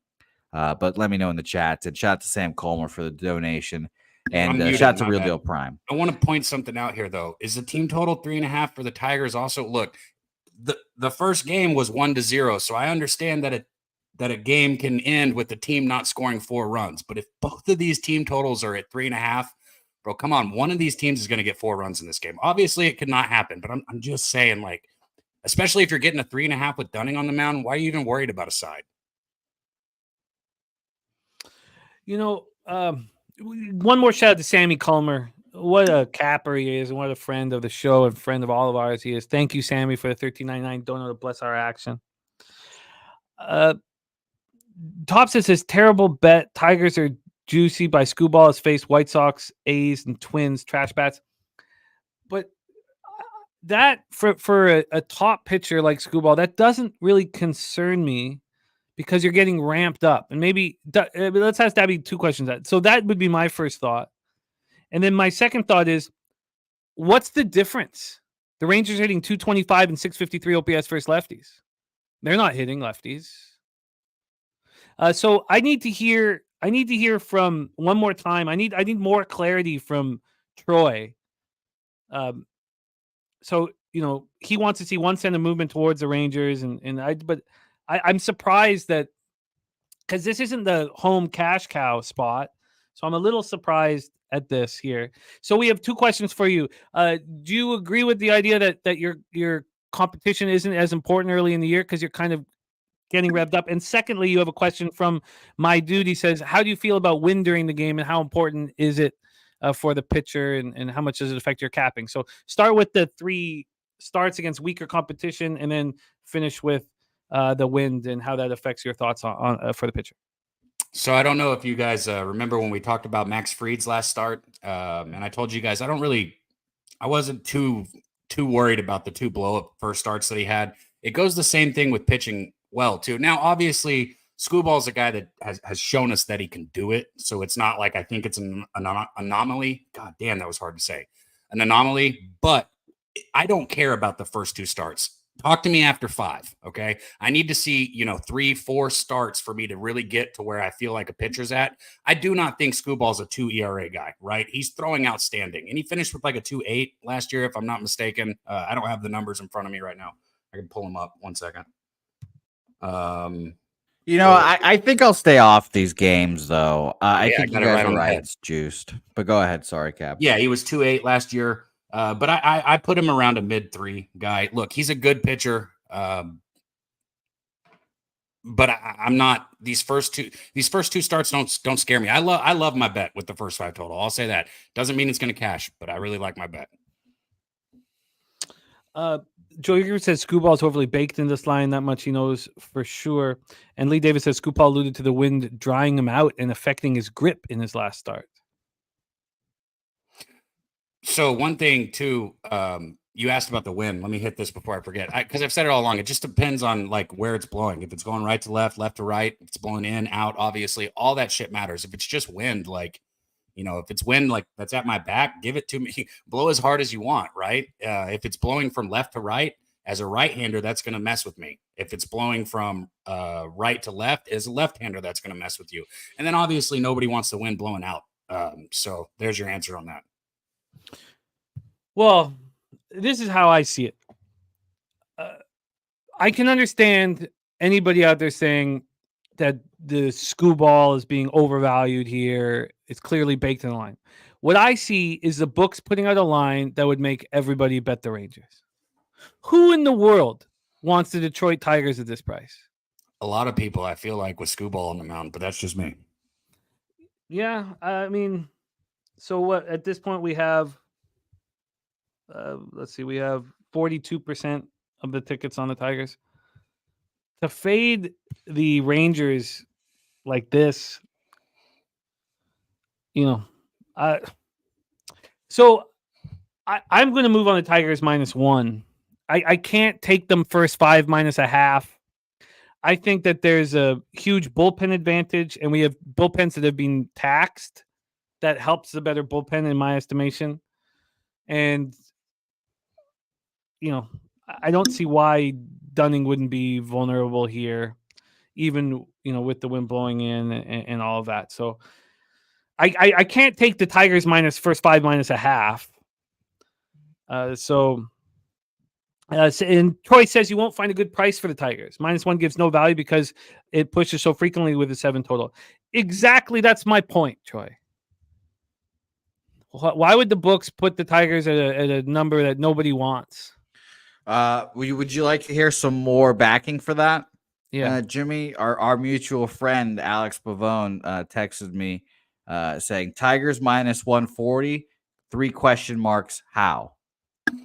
Well, see, so I get I don't know, if I made the line, I'd put it closer to a pick 'em, I guess, but that's because I think it should be closer to a pick 'em, which is why I don't want to bet the Tigers. I don't know how to explain. You see what I'm saying? No, that's exactly my point. No, who wants to bet the Tigers at this price? No, I mean, I know we're saying that Scooball's a great pitcher, but nobody wants to bet the Tigers at this price.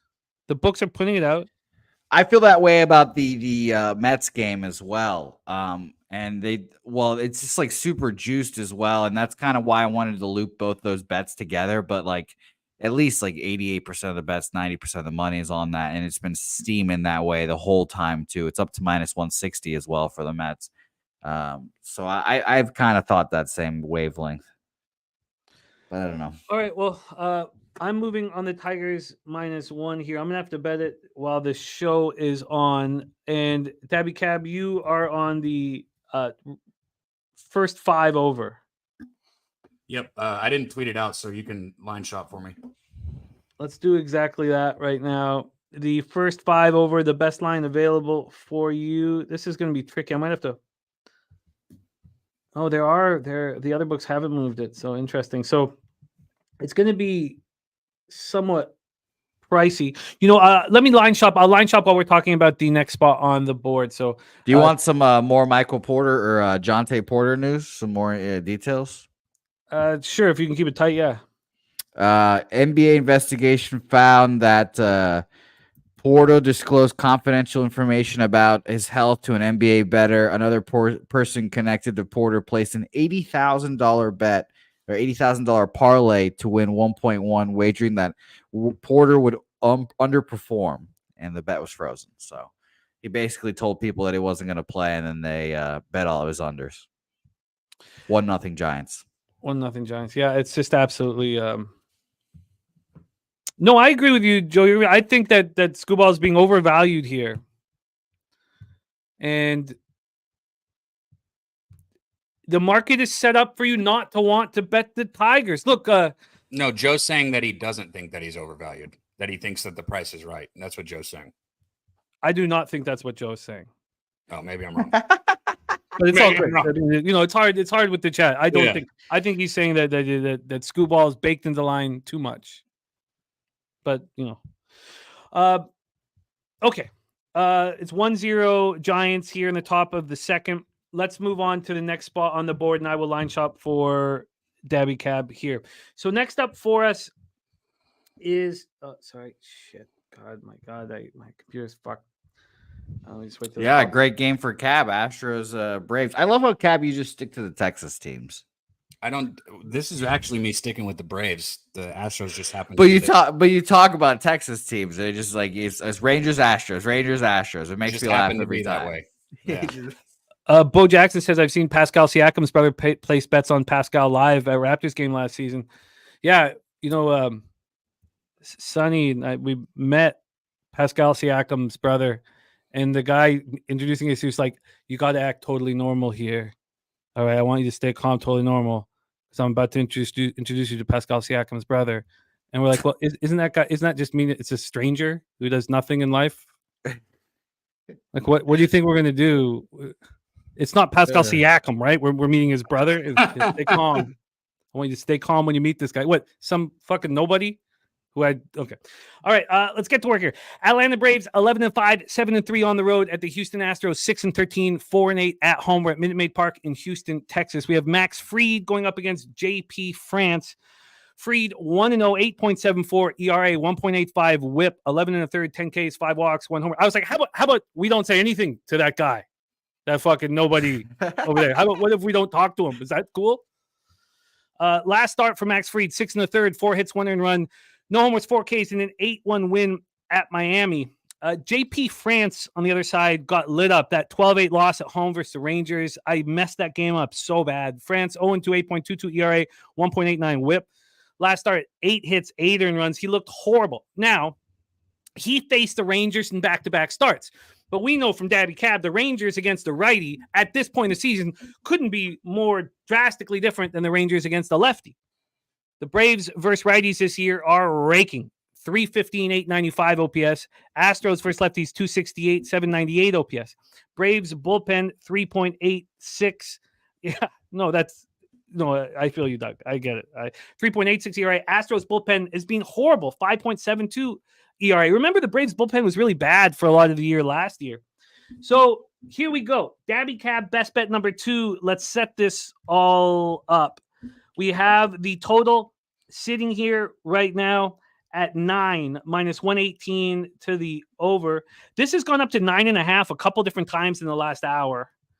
And then from a money line standpoint here, we have this Atlanta at minus 128. They opened up at minus 144. So we've had 16 cents of movement away from the Atlanta Braves. When we get to the cash flow, we have 31% of the tickets and 70% of the cash on the Houston Astros, which, says that JP France bounces back here. And 67% of the tickets and 92% of cash on the over. We've seen it flirting with that 9.5 and the 9. Take it away. Daby Cab, best bet number 2. And shout out to our guy, Bubba Rizzo, who's going to be at this game, and he is on the Braves money line. Take it away, Daby Cab. Yeah, I said it last time. I thought Fried would bounce back, and I didn't know what to do with the game total. But what I did know what to do was take the Braves team total, and I think the same thing here. France is in for a day right now. This isn't getting any easier than the Rangers. And look, JP France started. He threw in 24 games last season, and he started hot, like really good, and he was a new pitcher, so people were enamored by him. But he fell off at the end of the season, and not just in the playoffs where he absolutely shit the bed. Had the 12 ERA, only threw for 3 innings because he couldn't get through fucking 3 outs to save his life. But not just in the playoffs. Before the playoffs, also he started struggling towards the end of the season last year. And then this season, he jumped out. Even his game against the Yankees before he had the Rangers, he gave up 6 hits in the 5 innings or 5 2/3 innings, 1 walk. So, you're giving up 7 base runners, and you're not even getting through 5 full innings. That, that's on the high end. And I think he keeps continuing with that pattern here. Braves, the last 2 games, they hit their team total over, but they did it in the 9th inning. I don't think we got to wait till the 9th inning here. I think they come out early. And like I said, I don't know what to do with the full game total. I don't know, because I think Fried might have another good start here. I really do. So personally for me, it's Braves or pass on a side. I don't know what to do with the total, but my bet is the Braves team total over. I got 4.5 minus 130. If that's juiced even higher at this point, I'll take the over 5 because I'd rather not pay anymore. Minus 130 is kind of my cutoff. Did you tweet that out? I did not, so I'll take that's what I'm saying. We need to go back here very quickly to this Rangers-Tigers spot. The first 5 over 3.5 at Pinnacle is 12 cents more expensive than at other books, which tells me that's very live. The first 5 over 3.5, the cheapest we can get you at Will Hill and Bet Online is minus 125. Oh, fuck, man. I'm taking juice today. I'll take that 3.5. Okay, it's minus 137 at Pinnacle. If you're ever going to take a juice spot, you want it to be 12 cents worse at Pinnacle. Okay, so there you go. Gotcha. Over 3.5 minus 125. I'm going to line shop, give you the best Braves team total over. Jake Burns on that first 5 team total over. The fix is in since I feel Houston just wasn't feeling Brown yesterday and they don't trust him. France, the bats will come today. Let's hear Jose's breakdown of this one, Braves Astros. And can you touch on Hunter Brown? Was that a bounce back start yesterday? Right. I mean, yeah, we talked about it. Home road splits. His home road splits are going to be atrocious this year. We'll see how long that lasts, but I think that, so far the friendly confines of being at home has helped him out quite a bit. Now, maybe not as dramatic as they are, but we'll see. But yeah, I thought that was a clear bounce back spot for him. He had like 8 earned runs or whatever it was. But yeah, no, Fried, I'm still, I've still got my guard up with Max Fried. It's like I got abused by Max Fried. He punched me in the face. Then last start, he told me he's going to be okay. He's going to make all these changes. I'm going to go to therapy. I'm going to do this, this, and that. And I'm afraid that just one day Max Fried's going to get ticked off again and just give me a pimp slap right to the back of the fucking face. So no, I'm good here. I'll pass. I lean over, which might be like, the most obvious play ever. But I'll say shout out to JP France, who has started his season with Rangers, Yankees, and now the Braves. Fucking tough start for this man's season. So no action for me here. Maybe later on in the season we'll back JP France, but I think the Astros are a fade here as well, and I've thought that for the whole season. So, not even just specifically for this game, but just for the season, I think there should be bet against. So no action here. Quickly, I'm getting ready to bet this and tweet out the -1 for the Tigers full game. And I immediately see Sammy Calmer sweeping tennis yesterday, plus 7.45 units for our Sammy Calmer. What a guy. And of course, immediately coming on the show and sharing the cash. He's just Shout out to Sammy Calmer. Hella of a capper here. Okay, so I can give you that exact number that you spoke of. Team total over 4.5 at -130, available right now at Pinnacle. Cool. Let's roll. All right. By the way, real quick, excuse me.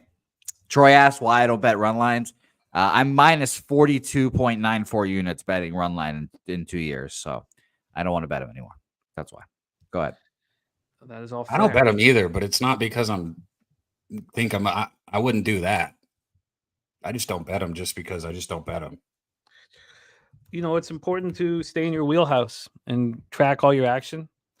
Johnny K, by the way, moving on to Marlins Live. And Josh Lauer, is it Lower or Lauer? Let me know, Josh. I don't want to mess up that last name. I say it all the time. 17 parlay in tennis on Wednesday. I love it. Perky bumps on the Max Fried Chicken Day. Troy Torrance on Braves -1. Coin saying that Atlanta has hit the team total over 4.5 in 12 of 16 games. So, and Troy Torrance says when getting barreled up, he will be punished. All right, Daby Cab moving on Texas, Detroit. First 5 over 3.5 -125, and Braves team total over 4.5 at -130. And we'll be back in business with us again tomorrow. Daby Cab, thank you for rocking, my man. Any last words for the Capper Sporting Show? Yeah, Jimmy. Saturday is, it's not any different than any other day for me, but it is 420, right? It is 420. I'll be with Jose on Say Hey Plays, obviously. But I was texting, Dutch and Miss Fallish Hound. Shout out to the Fallish Hound. She came back on with us this Monday on Medicate Monday. I was thinking, there's going to be MLB and then there's also going to be NBA games on Saturday. Why shouldn't we be live to do a 420 Saturday stream to hang out with you guys, smoke a couple bats, watch some of these playoff games or play-in games? I need to know who's going to be there, though. So everybody, if you're down, drop a 1 in the chat. Let me know if you're down for that. And if everybody's down, Jimmy, I think we should set up a 420 stream. I think that would be dope. I think it'd be dope too. I'm screwed. I've got to take out to a birthday party, so I'm not sure how I could. I'll have to figure out my own side of things, but that does sound dope. And we're getting a lot of ones in the chat. And also, don't forget that's the first day of NHL playoffs, man. So there's gonna be huge hockey games on. There you go. Well, Jimmy, unfortunately, there's not going to be a Canadian on the panel that'll give a shit about that. Mikey, I hope there is. Michael joined. What about Mikey Money? Yeah. Well, Mikey just gets yelled down by Dutch because he's long-winded, obviously. We know how that goes. Listen, if you guys have been listening on Mondays, those two going back and forth is hilarious. That's all I'm going to say. Those two going back and forth was cracking me up. All right, -1.4. Okay. All right, I'm locked in for the Tigers action here, so I'm locked in. Daby Cab, you're the man. Daby Cab will be back in action with us again tomorrow and Friday. Best bets for Daby Cab Wednesday through Friday here on. Oh, what the hell? The hell is not letting me send this? Oh, bye, Cabby, I guess. Well, was I supposed to do that or not? I was just No. Say some final words before you get out of here. Jimmy's trying to make his bets here real quick. Jose, don't bet on shitty baseball teams. Jimmy, great work in the NHL. Chat, I love you guys. I absolutely enjoy being up here with you. I'll see you guys Saturday because that's a lot of ones. So, and then I'll see you tomorrow here. So let's get that money. I love it. I absolutely love it. Dabra Cadabra in the house. God, I'm having a problem here, Jose. Let's set up the next game. Hopefully, I can get my action in. Sure, Yeah. I'll set it up here because it's our double header. Okay, beautiful. Here that we've had here. We talked about the first half of it yesterday. Brady Singer versus Jonathan Cannon here, and we'll bring up good old Mr. Cannon's numbers here because this is his major league debut here. For 2 starts so far in AAA. A good one in his last time out. 5 innings shut, 5 hits, 6 Ks, 3 walks. And then we talked about his first start of the year being against the Orioles farm system. And again, I typically don't note who, it doesn't really matter what farm system they're playing, but the Orioles AAA team is kind of special because it's so good. 4 2/3, 5 hits, 4 runs, 3 of them earned on a home run, 5 Ks, 2 walks there. I said this yesterday. I'll say it again today. I kind of expect the same line from him there than I expect from him here.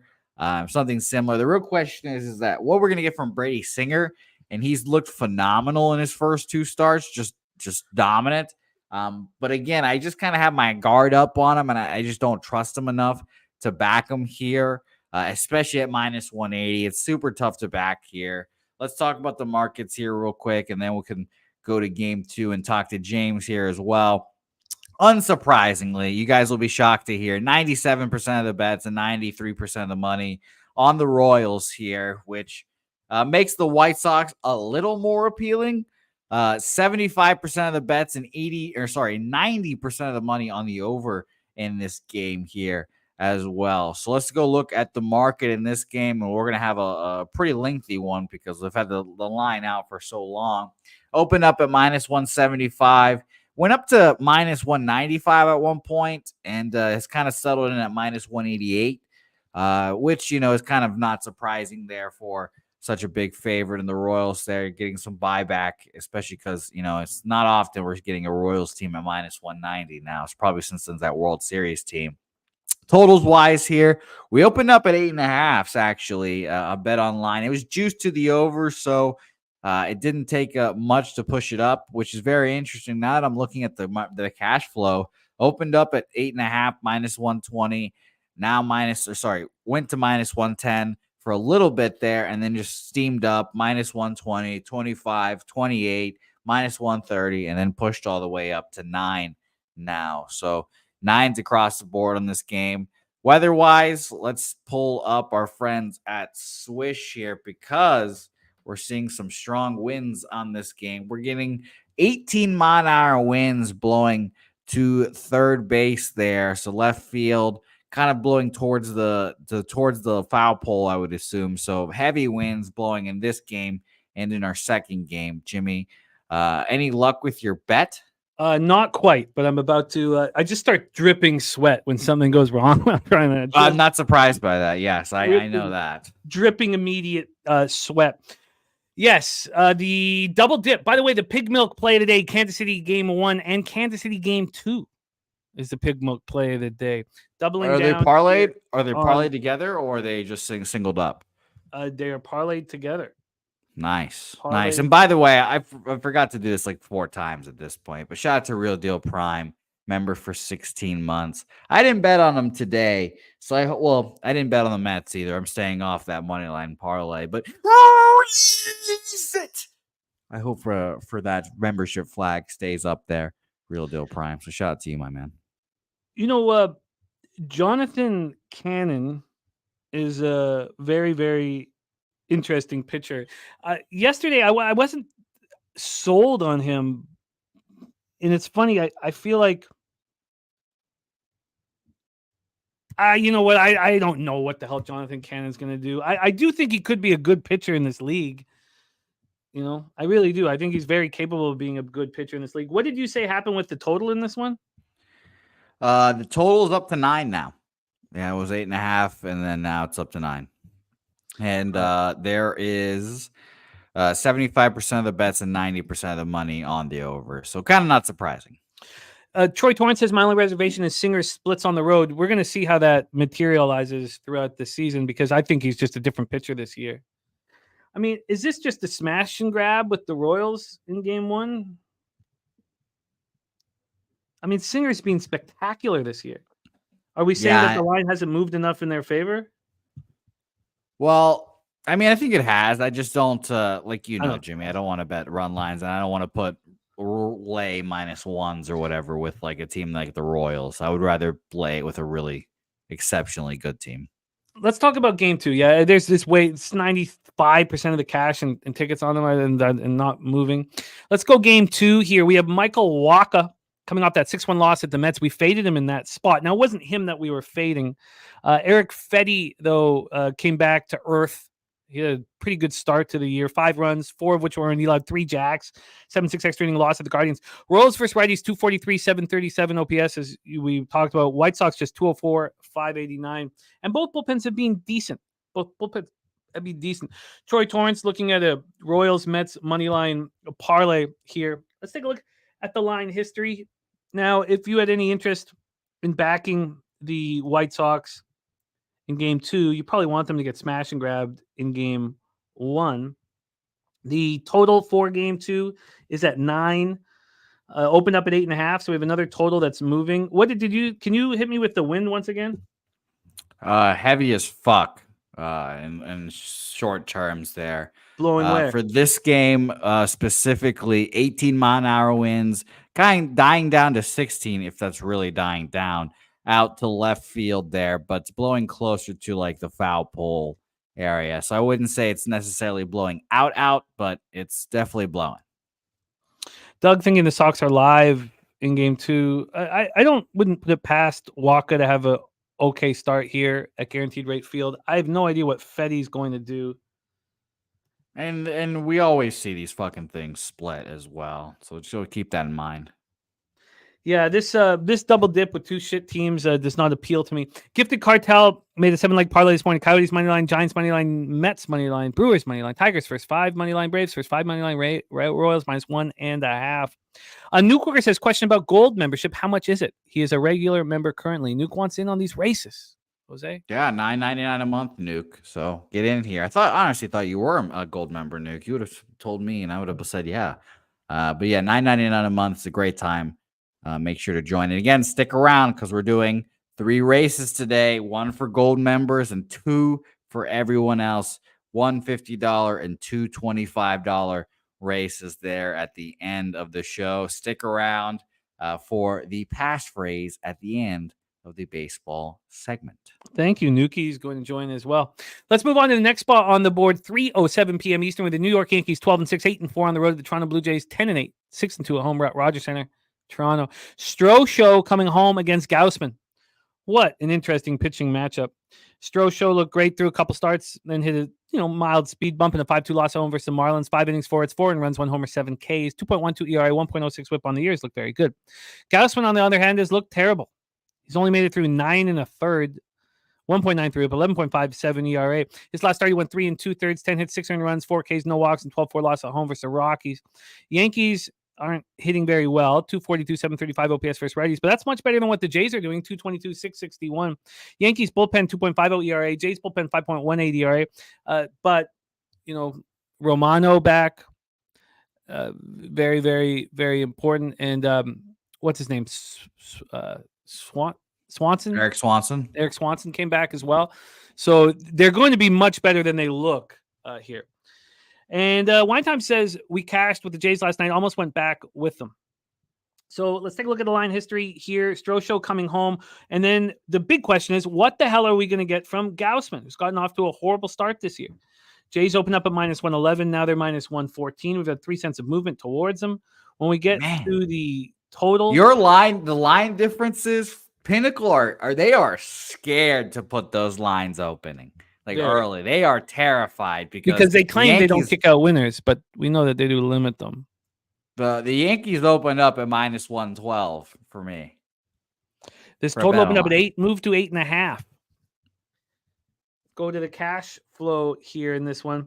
You have 68% of tickets, 97% cash on the over. It's gone from 8 to 8.5. Then you have 82% of tickets on the Yankees and 71% of cash as well. Justin McKelvey stepped on the Yankees minus 106, stepped on it early this morning, and Troy Torrance has a theory or explanation. DC Capper, best bet on the Yankees. Perky says, as a Yanks fan, I have to say Jays here because Stroh isn't him and will be too amped up today. But Doug says Yankees or nothing. Markel says FanDuel limited him to $200. Yeah, that'll happen. That's crazy. Like, I can't believe that shit that they actually limit people. That's wild. Here we go, Jose. What the hell's Kevin Gausman gonna do? Yankees Jays. Yeah, so we talked about Gausman last time out, and I mentioned, kind of joking that he might be washed. Who knows? And he got out there and fucking sucked dick against the Rockies, and I should have faded him, honestly. But here, I'm going right back to the well, Jimmy. Give me the Blue Jays, first 5, full game. I'm seeing all this Yankees love. Good. Bet them. Bet them all. I dictate, Jimmy. I am the king of the Yankees here, Jimmy. I dictate when they win and lose. And they lose today. They lost yesterday with my boy Kikuchi. Let's talk about the market.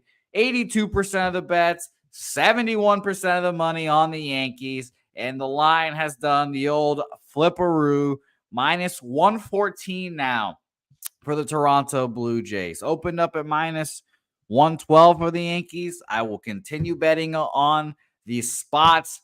Blue Jays, Blue Jays, Blue Jays for me today. First 5 and full game. Whoa, first 5 and full game. Yes, I'm back on the well. Kikuchi, shout out to my guy. We appreciate him. But yes, I am on first 5 and full game now. Every time I bet one of these spots, it's always, oh God, you should have bet it early to get the plus money. You know what? I keep saying it. I'd rather take the minus prices here to feel better about my fucking bets here. So I'm on first 5 and full game.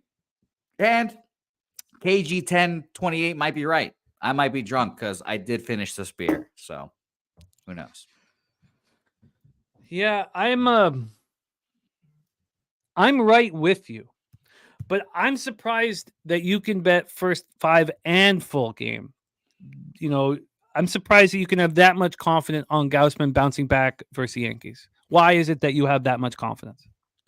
I think we'll know in the first fucking 4 pitches with Gausman. If he's throwing hard, we're good. If his velocity's down, we're fucked.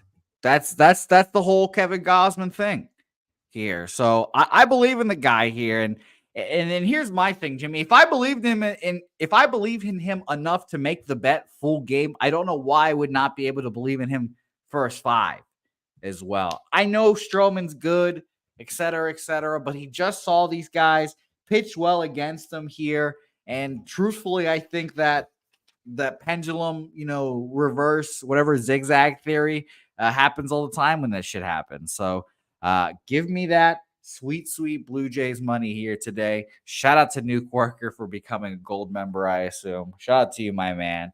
But yes, everyone keep piling in on the Yankees, guys. Keep betting them. Again, 68% of the bet. Oh, that's total wise, actually. Let me go to the money line.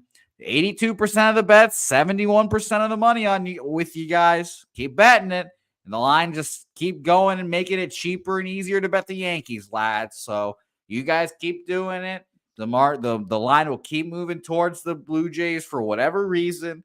And we can all sit here and have a laugh about it tomorrow if I'm wrong. I'm with you. And I just bet it.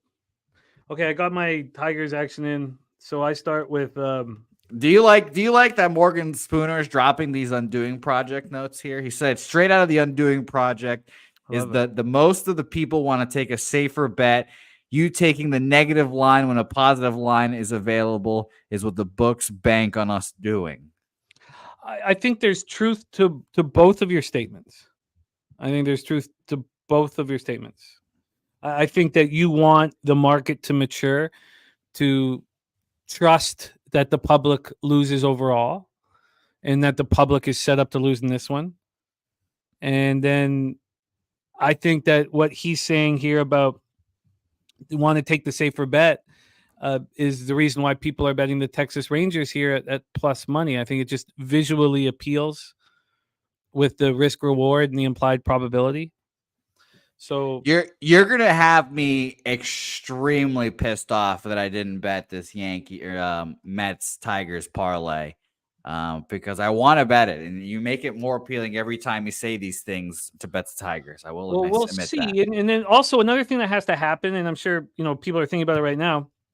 We need to have winning records in MLB doing this. So Yeah, I know it's early yet, but the proof is in the pudding, and obviously I don't have the back riddled with knots because of this run we've been on for the last 6 weeks. But and by the way, shout out to Troy, who I saw earlier in the chat say that the public cash is a shocking amount. I'd love to hear, Troy, again, you expand on it. Does the public cash the most in baseball? Because that's what you make it seem like at times. So I'd love to hear that information as well. Also, I would imagine that very early in the year that the public would have a better opportunity as things tighten up.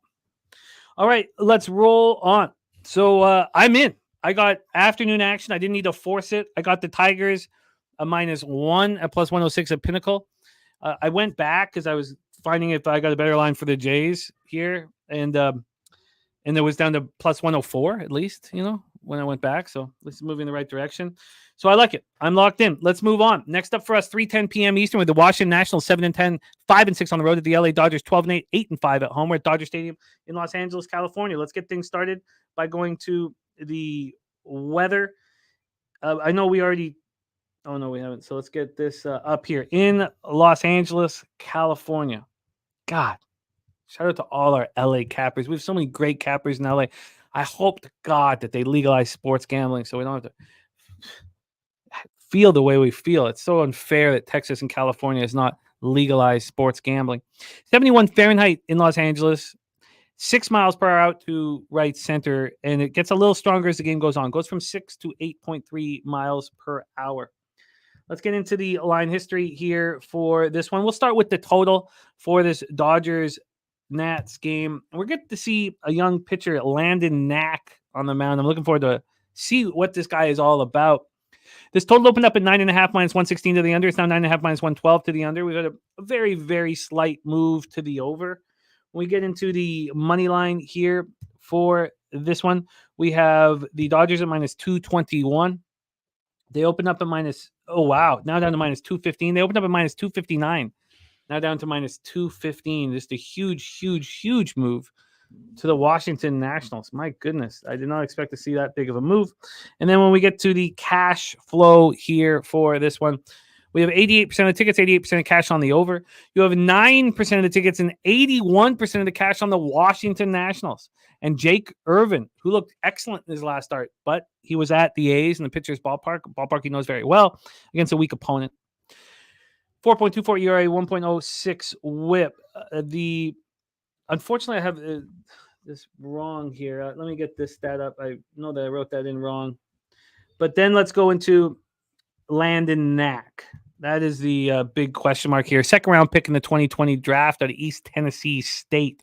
Landon Knack has pitched he started 3 times this year at the AAA Oklahoma City.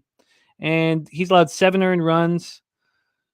Very nice whip, 0.957 whip, a 4.02 ERA, 16 strikeouts, 4 walks. Last year, he started the year in AA, looked very good. 12 starts there, very good. 2.20 ERA, 0.94 whip. Went up to AAA and wasn't quite as dominant, but still 2.93 ERA, 1.442 whip. Take it away here for us, Jose. Nationals, Dodgers, Dodger Stadium. Do you trust Irvin in this spot? The Nats are hitting righties. Yeah. Yeah, 775 OPS. I love my guy Jake Irvin, and everyone has heard me say that I believe in Jake Irvin, and I think he's a bet on pitcher this year. It's just so hard to bet against the Dodgers here, and I want to bet on them or on the Nationals earlier in this series. Shut up to the minus 300 fade here, but I don't know, Jimmy. This just kind of feels too public, too like easy, I guess. I don't know. It just seems like the Nationals, of course, seem like they could get some hits off this new young pitcher. You mentioned 9% of the bets and 81% of the money on the Nationals here. The lines move towards them. The total really hasn't moved much, which is interesting to me. I was hoping to see if maybe the total started dripping down to the under. That would make me feel like both these guys might pitch a little better. But I probably will just stay off here. I lean Nationals heavily. And since we love doing this waffle play of the day, obviously, fucking the Nationals here, I guess. But I just gone back and forth with this, and I couldn't get there at the end of the day. But like I said, I like the Nationals here. If Irvin was coming off of a worse start, I think I would feel better about backing him, to be honest. What would your interest be in and I know you can't bet at your books, but the Washington Nationals first 3 plus a half at -115? Oh, I thought you were going to tell me a plus money, but yeah, no, I like that. I definitely like that. It's just, again, that first inning, Jimmy, it's all about that first inning. And if you can survive that first inning, then I think you're good. It's a 12-10 start for the Dodgers. You think they're going to be locked in right off the hop there? Well, it's Ohtani, Betts, Freeman. Like it's hard not to be locked in with just those guys. They don't have to be locked in. They'll still fucking take you deep. The Nats first 3 plus a half run for me at -115. I mentioned I'm gonna have to bet that here during the show again because we see this market moving so quickly towards the Washington Nationals. I'd like to get in and have it. So there I am. So if I can get 9 outs, I've cashed it. Can we get 9 outs for a run crosses home plate? Again, it's just survive that first inning and you're good. All right, I'm moving on that, and I'm going to bet that here shortly. Let's move on to the next spot on the board. 3:37 p.m. Eastern. St. Louis Cardinals 9-9, 6-6 on the road at the Oakland A's. 7-11, 3-9 at home at Oakland Coliseum in Oakland, California. Let's get into the weather here in Oakland. 67 Fahrenheit, 5.5 miles per hour to left field. Stays between 5.5 and 6.6 miles per hour. Let's get into the line history here for this one. This is going to be fun. There's some really fun breakdowns coming up right now with the next few games. Really, really nice pitching matchups that we should be able to take advantage of. Huge move towards the Oakland A's here. They've gone from +137 to +117. 20 cents of movement here. Then when we get to I love Morgan Spooner dropping the when a book meant so much to me, I really love seeing it mean a lot to others. It just from a total standpoint, this is under 8 -108, now under 8 -109, so no movement there. So what we're dealing with is this giant move towards the Oakland A's. Should there be a move towards the Oakland A's? 48% of tickets, 49% of cash on the A's. Should there be a move on the total? There's no move at all, and 80% of the tickets and 69% of cash is on the under. So that's fascinating. I did not quite expect that. We have Steven Matz going up against Paul Blackburn. Matz has looked excellent this year, and I don't buy it. I know this guy. I've seen him pitch in different uniforms in different cities, and same old garbage. Now he's likable, and he's, from a character standpoint, it's been fun to watch. I mean, remember his double off the wall in his first ever game in New York for the Mets with his family watching. I mean, he's just, he's a character kid, not a kid anymore. Going up against Paul Blackburn, who's yet to allow an earned run, 19 and a third. So many bets are on the under, and this isn't moving, which tells me these guys could probably get touched, honestly. Cards versus righties, 238, 670 OPS. A's versus lefties, just 200, 599 OPS. Topset says he doesn't buy it either. Take it away, Jose. How can we take advantage of us not believing in Steven Matz? And Cheshire Cat said A's first 5, right? Is it A's first 5? Yeah, that's what I was thinking, obviously. A's first 5 here. But, I mean, again, the concern is Paul Blackburn. I mean, you said it, has not given up an earned run in 3 starts. Do we really think he's going to do that for 4 straight starts? Like, that is crazy shit if he does it. And by the way, for people that are alleging that my BAC is simply not high enough, we'll open up another one. Sure. Yeah. I have a lot of shit to do today, Jimmy. Jesus. Do it. You don't understand. I've got a lot of shit to do. But yeah, I like, obviously, Blackburn. I like the A's.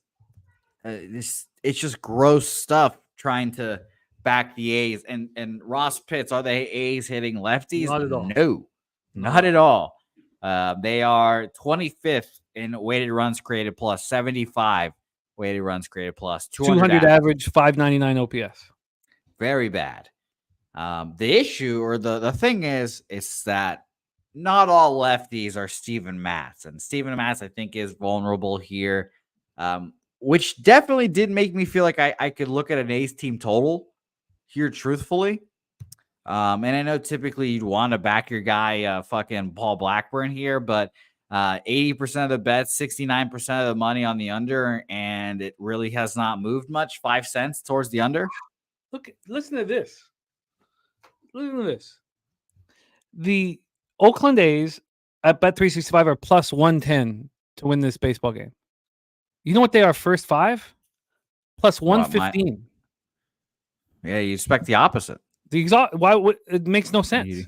You'd expect the opposite there. I was going to say minus like 120. Well, 30 cents would be extreme, but I was thinking we'd see plus 100.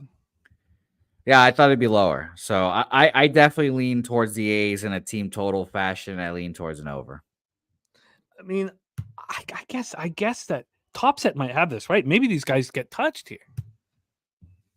Yeah, that's why I said like team total, just because like you think you want to bet the A's and then have Paul Blackburn involved in your bet, but you can just eliminate that variable and just straight fade Steven Matz there with, again, admittedly one of the worst lefty hitting lineups in baseball. But if you're doing it full game, at the very least, Helsley pitched yesterday, so who knows if he goes again today. But this total opened up at 4.5 and has dropped to 4. Wow, this is not something I want to mess with. Sean Pulliam liking A's first half. Look, this used to be the biggest red flag of them all to me. Now, I don't know if it still is, but over the last couple of years, when the first 5 was dramatically more expensive, it was a real sign that that team was going to cover the first 5. How could Blackburn be more? How could he be a bigger dog first 5? Now, look, Tops is saying the A's bullpen is good, but so is the Cards bullpen thus far. This is Fat Wally moving on Champions League here for a unit. Arsenal Pick'em plus a half as well. And first goals and anytime goals from Odegaard and Rice for our guy Fat Wally in the house. Good pronunciation. By the way, Cabby, I don't know what's wrong with Mike's comments. I tried to glance and see if he was blocked, but I didn't see him. But I obviously can't really do a quick or like a full look. I can do a full look because it doesn't make any sense. Yeah, so okay. I don't know. But I hope you're doing well, Mikey. I know you're watching. We need Mikey Money in the chat. We need to know what the hell he's doing on it. I need to know what my sister's panties are, my grandma's, whatever the fuck. It's your grandma's. Yeah. Okay, let's. Yes, Top Set. The line is saying runs early. It is. So yeah, maybe a first 5 over if you guys are interested. But why did it go from 4? Look, I'm off of this. This one, this one is messed up. Let's move on. We have razor sharp picks leading us into the next one. Gamblers first glance is Cubs Arizona under 9 here. Chicago Cubs 10-7, 5-6 on the road. Arizona Diamondbacks 9-9, 7-5 at home. Chase Field in Phoenix, Arizona. We have Jordan Wicks going up against Brandon Pfaadt. Wicks, a lefty, 0-2, 5.68 ERA, 1.89 WHIP, has not looked good. 4 innings, last out in the 4-2 loss to the Mariners. 4 innings, 5 hits, 4 runs, 6 Ks, 4 walks, did not look good. Sadly, yes, Jeff. Sadly, our sister's panties are involved in Mikey Money's best bet. They're being worn by our grandma for whatever reason in Mike's world. Well, winning bets are happening. By the way, Jim, this is the game here where you're going to join us on the under and you're going to join us on the Cubs here. So I feel like this is Shark Tank. I'm going to pitch you on these bets, but I'm write it down, Peter. Write it down. The Diamondbacks have destroyed lefties. 309 average, 818 OPS thus far this year. And Jordan Wicks does not look very good. Brandon Pfaadt is off to a terrible start, coming off that 9-6 loss at home versus the Cardinals. 6 innings, 7 hits, 6 runs, 2 homers, 4 Ks, 2 walks. Cubs are hitting righties okay. Not very good, actually. 239, 716 OPS. And both bullpens have been average. So yesterday we saw that the roof was going to be closed for this game, right? This was the afternoon game. But let's just get that confirmed that the roof is closed, which would obviously help unders. And the roof is closed. So we have that confirmation there. Let's get into the line history here for this one. We have, make sure it's full game. Yes. Okay. We have fought right now at minus 129. They opened up at minus 110, 17-cent move at Pinnacle for the Arizona Diamondbacks. From a total standpoint here, what the hell is it? From a total standpoint, the first 5, I know we're going to be talking about full game, but first 5, this is at 4.5 minus 101 to the under. This opened up at 5, so we have a half run move to the under on the first 5. And on the full game in this one, we have Arizona sitting at minus 9 and minus 112 to the under. This opened up at 9.5, so we have a half run move there. When we get to the cash flow for... Yep, say it, Jimmy. This is what sells you right here. 79% of tickets and 91% of cash is on the over.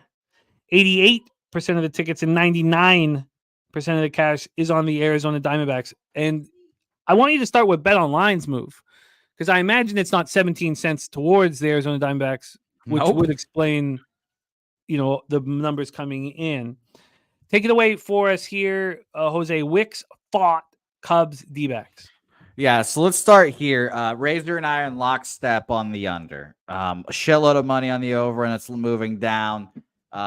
This is my easiest bet of the board of the day, I think. Under full game 9 minus 110. And I'll take the full first 5 under as well. Now, Troy, again, he's saying he doesn't believe in the under. Hopefully, Troy lets me win a bet, because Troy dictates when I win and lose bets. He says, the market says you shall win or lose here. So, Troy, let me have at least one of these unders, please and thank you here. I just don't understand this market move, Jimmy. I just don't. And let's talk about it now. Like you mentioned, it definitely didn't open up that way here. It opened up, let's talk about it, minus 115 to the Arizona Diamondbacks here. And we only have 6 cents because this opened up. It got up to minus 120, minus 124, minus 129 at one point. And then it just dropped all the way down, back down to minus 121 here with all that money. 99% of the bets on the Arizona Diamondbacks here. I was one of the same people that woke up this morning and said, oh, Brandon Pfaadt's back on the mound here. Bounce back start after giving up 6 earned runs against the Cubs. Maybe, just maybe, that postseason performance was a fluke. Maybe, just maybe, regular season Brandon Pfaadt is more closely to who he is. I don't know. I'm going to pay to find out today. I'm going to be on that, like I said, first 5 and full game overs in this game. And I'm going to join my guy, Troy Torrance, on the Cubs first 5 specifically. Now, again, I saw 4 or 5 people put in the chat that the Cubs bullpen is ass. And I watched them blow like 4 leads yesterday, and Albert Alzolay just shit his pants and the postseason, or not postseason, the extra innings I was trying to say there. So I'll stick the first 5 here with you. So I'm on first 5 Cubs there, first 5 under, and full game under. Cubs first 5 plus 110, under 9 minus 110, and under 4.5 at even money. And Troy, again, just let me have one of these bets, Troy. I know you dictate wins and losses for me, Troy. Just let me have one, Troy. What was the first 5 under? Is that 4.5 or 5? 4.5 even money. 1-0 Baltimore. Yeah, and I Shots know Gunnar Henderson. There's a lot of that's in play here. What the hell just happened?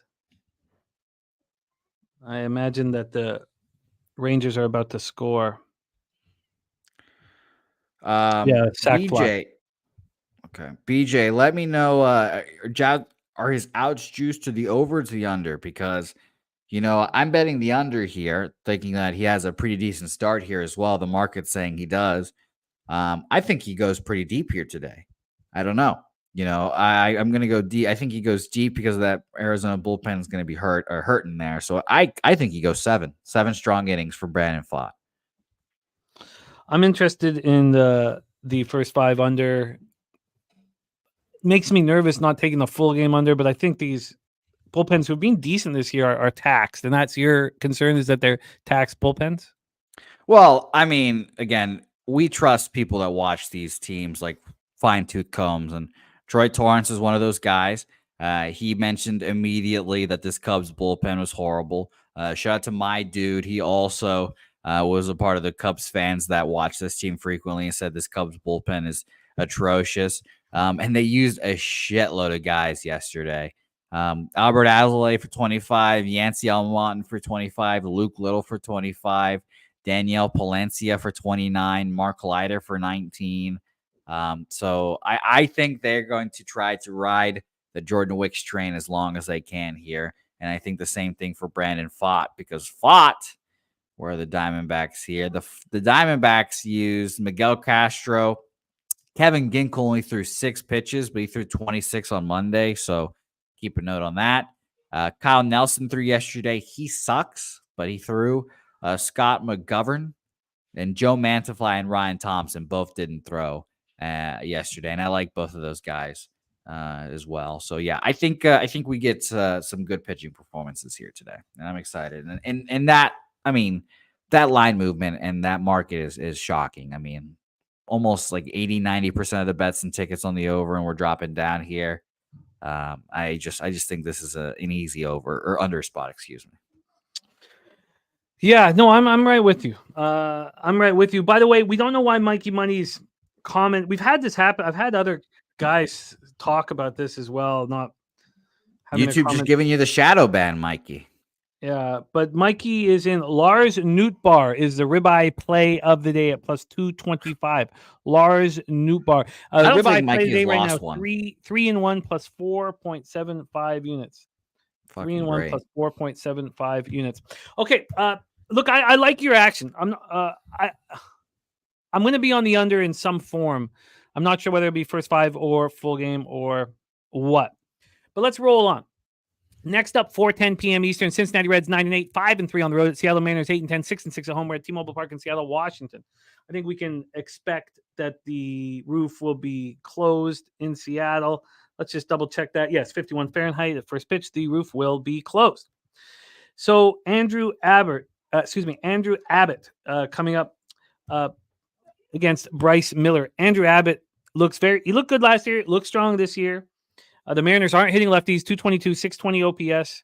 Abbott right now, allowed 1 jack over 17 in the third. Now 11 Ks. I feel like he's not trying to do too much. I think he is in business. Then Bryce Miller, 2-1, 1.96 ERA, 0.98 whip. He's got 17 Ks and 6 walks. Reds aren't hitting anybody. They're not hitting righties, 236, 718 OPS. Mariners bullpen quite a bit better than the Cincinnati Reds bullpen at this point. Let's get into the line history here for this one. We'll start with the money line. This is got the Mariners at minus 128. They opened up at minus 126. They opened up at minus 124 at Pinnacle. This got up to minus 130 a couple times. So very little movement. 2 cents of movement at this point towards the Seattle Mariners. Let's get to the total for this one. From a total side of things, we're dealing with a 7.5 minus 113 to the under. So it opened up at 8 and it's moved to 7.5. Half run move to the under. When we get to the cash flow then for this one, 70% of the tickets and 97% of the cash on the Seattle Mariners. 64% of the tickets and 98% of cash is on the under, which says that the volatility is very low.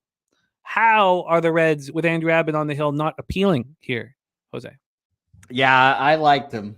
I like them here, and I like the under obviously as well. Both these pitchers are very good, but 64% of the bets, 98% at 67 now, 98% of the bets on the under was scary.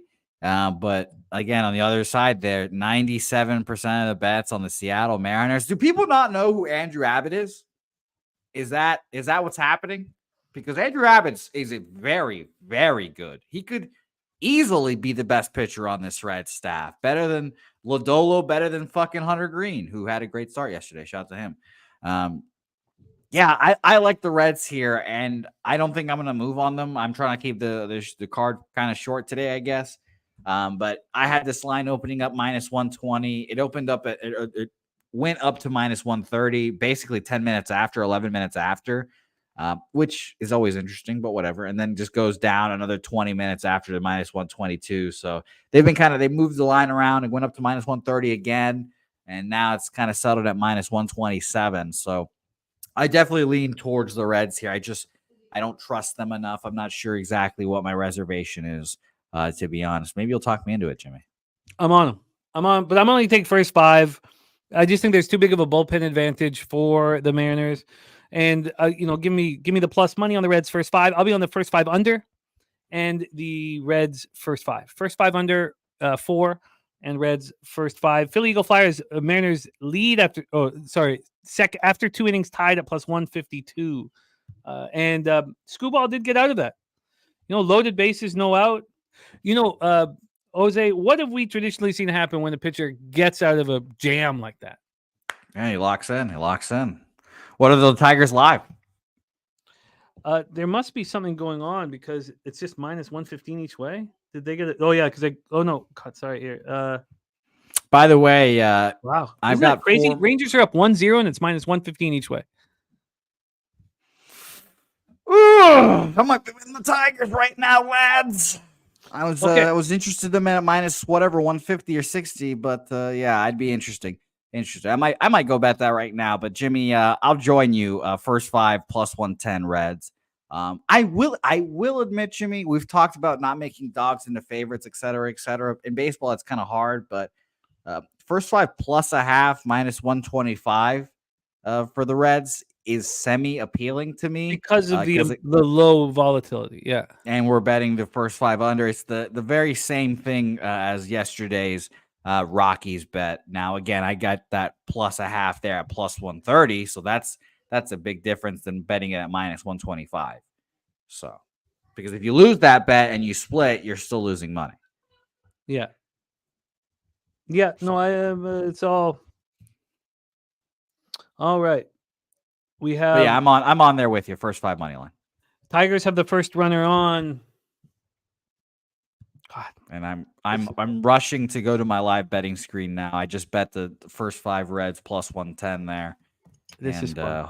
This is very, very fun. Let's move on. 6:05 p.m. Eastern with the Colorado Rockies 4-14, 2-10 on the road at the Philadelphia Phillies 10-8, 6-6 at home. We're at Citizens Bank Park in Philadelphia, Pennsylvania. Let's get into the weather first and foremost. In Philly, it is 62 Fahrenheit, 7.9 miles per hour, right to left, very slightly out, and then it becomes slightly in for the rest of the game. It ticks up a tiny, tiny bit. Let's get into the line history here for this one. You have your Philadelphia Phillies at minus 205. They open up at minus 211. 5 cents of movement to the Colorado Rockies. On the total, we have here on the total, we have an 8 minus 115 to the under. Open up at 8.5 and quickly drop to 8. Cash flow wise, we got Dutch Boy fresh ready for NBA here shortly. God, I can't wait. Quick pause. What was the first 5 total for that Rangers game before? Was it 4? The first 5 total for the Texas Rangers game was. So I can get a 4.5 at minus 106 right now. Yeah, I think that these pitchers look somewhat vulnerable early. Honestly, it was a 3.5 or 4. Right, this was the spot. God, sorry, let me pull up. This was the spot that. This was the Cab's first 5 over 3.5. Okay, interesting. Nice job, Cab. Off to a very feasible start. Here, back to this spot with the Phillies. Cash flow wise, we have 75% of the tickets and 97% of the cash on the under. Huge amount. 94% of tickets and 97% of cash on the Phillies. And this line's moving towards the Rockies. And there's Daby Cab in the house. Coin looking at it, Cincinnati first 5 money line as well.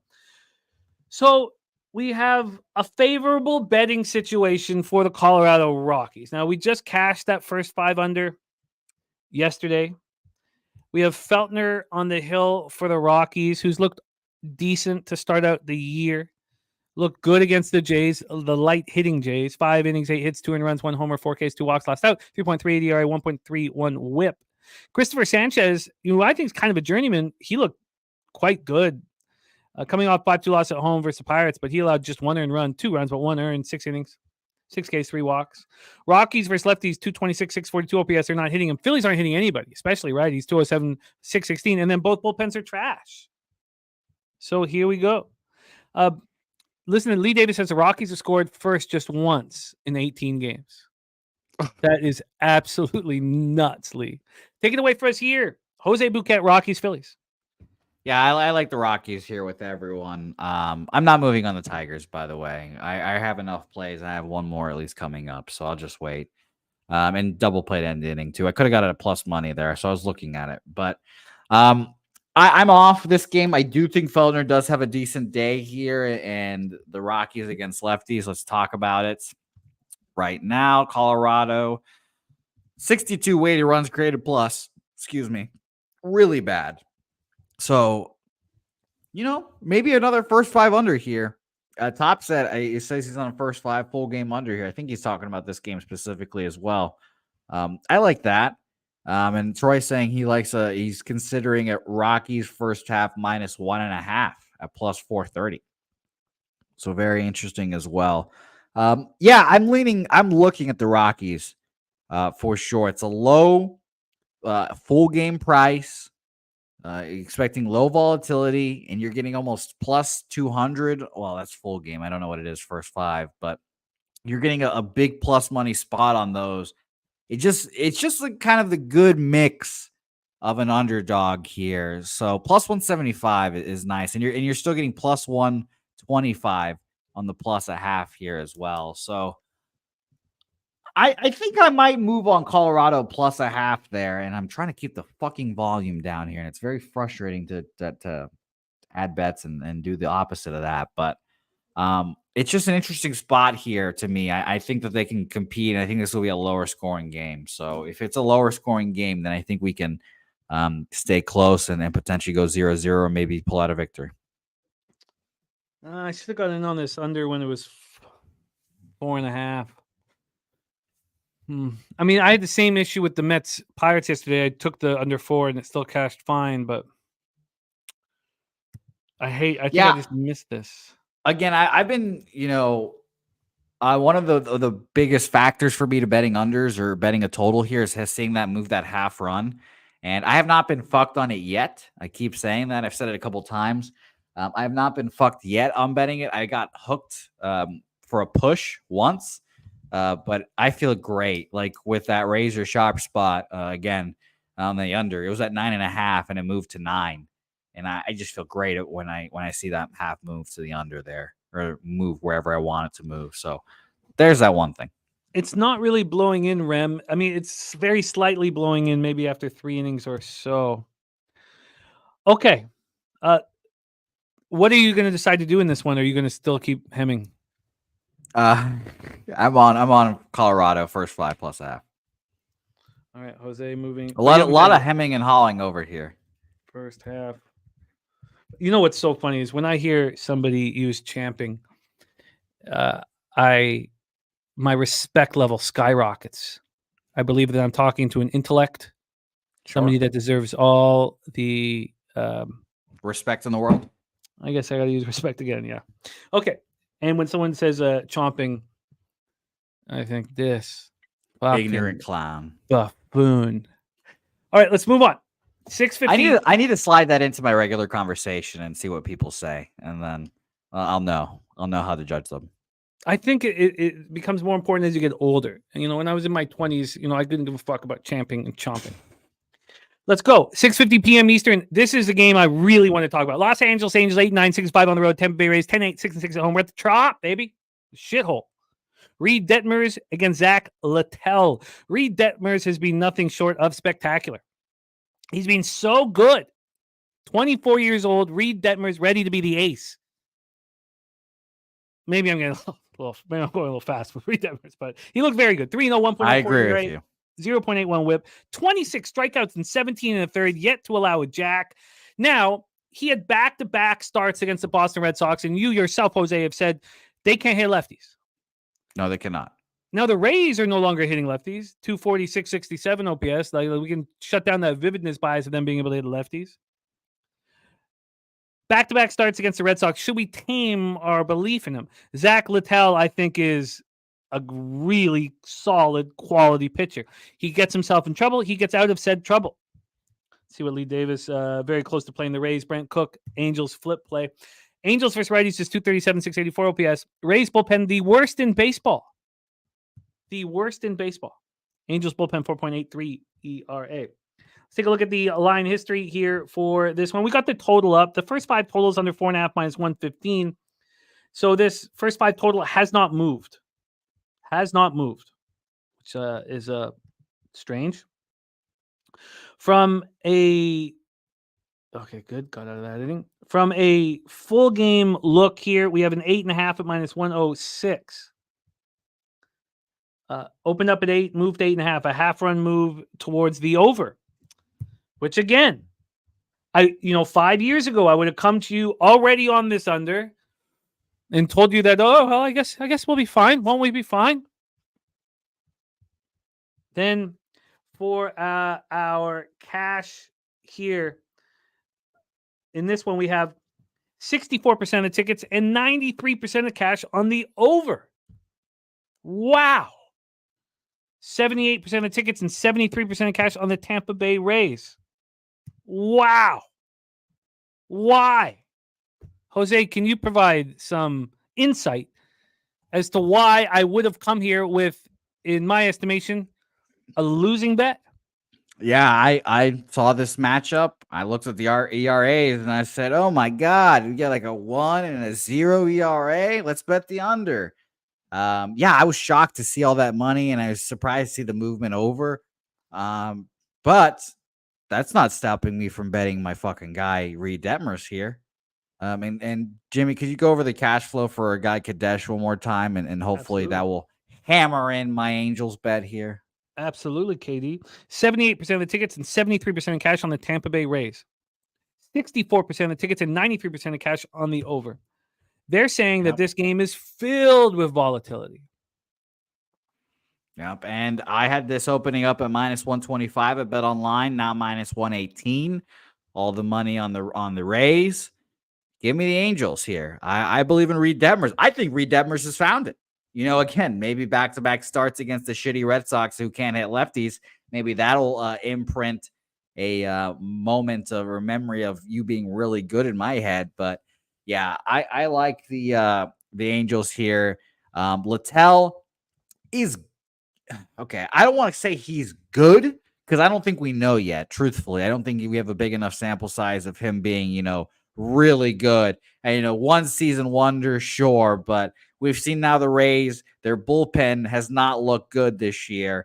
And we typically expect them to just work magic on their pitchers. If their bullpen's not working, I don't know, maybe their starting rotation, those guys in the rotation will start falling off soon. So I lean Angels here, and I think I'm going to double up on them here. First 5 in full game. Now, this is one of those first 5s where you feel a lot better betting it because it's the opposite. Jimmy, let's play the game. Let us play the game. I have first 5 money line for the Angels at plus 106. What is that's full game? What is the first 5 money line now?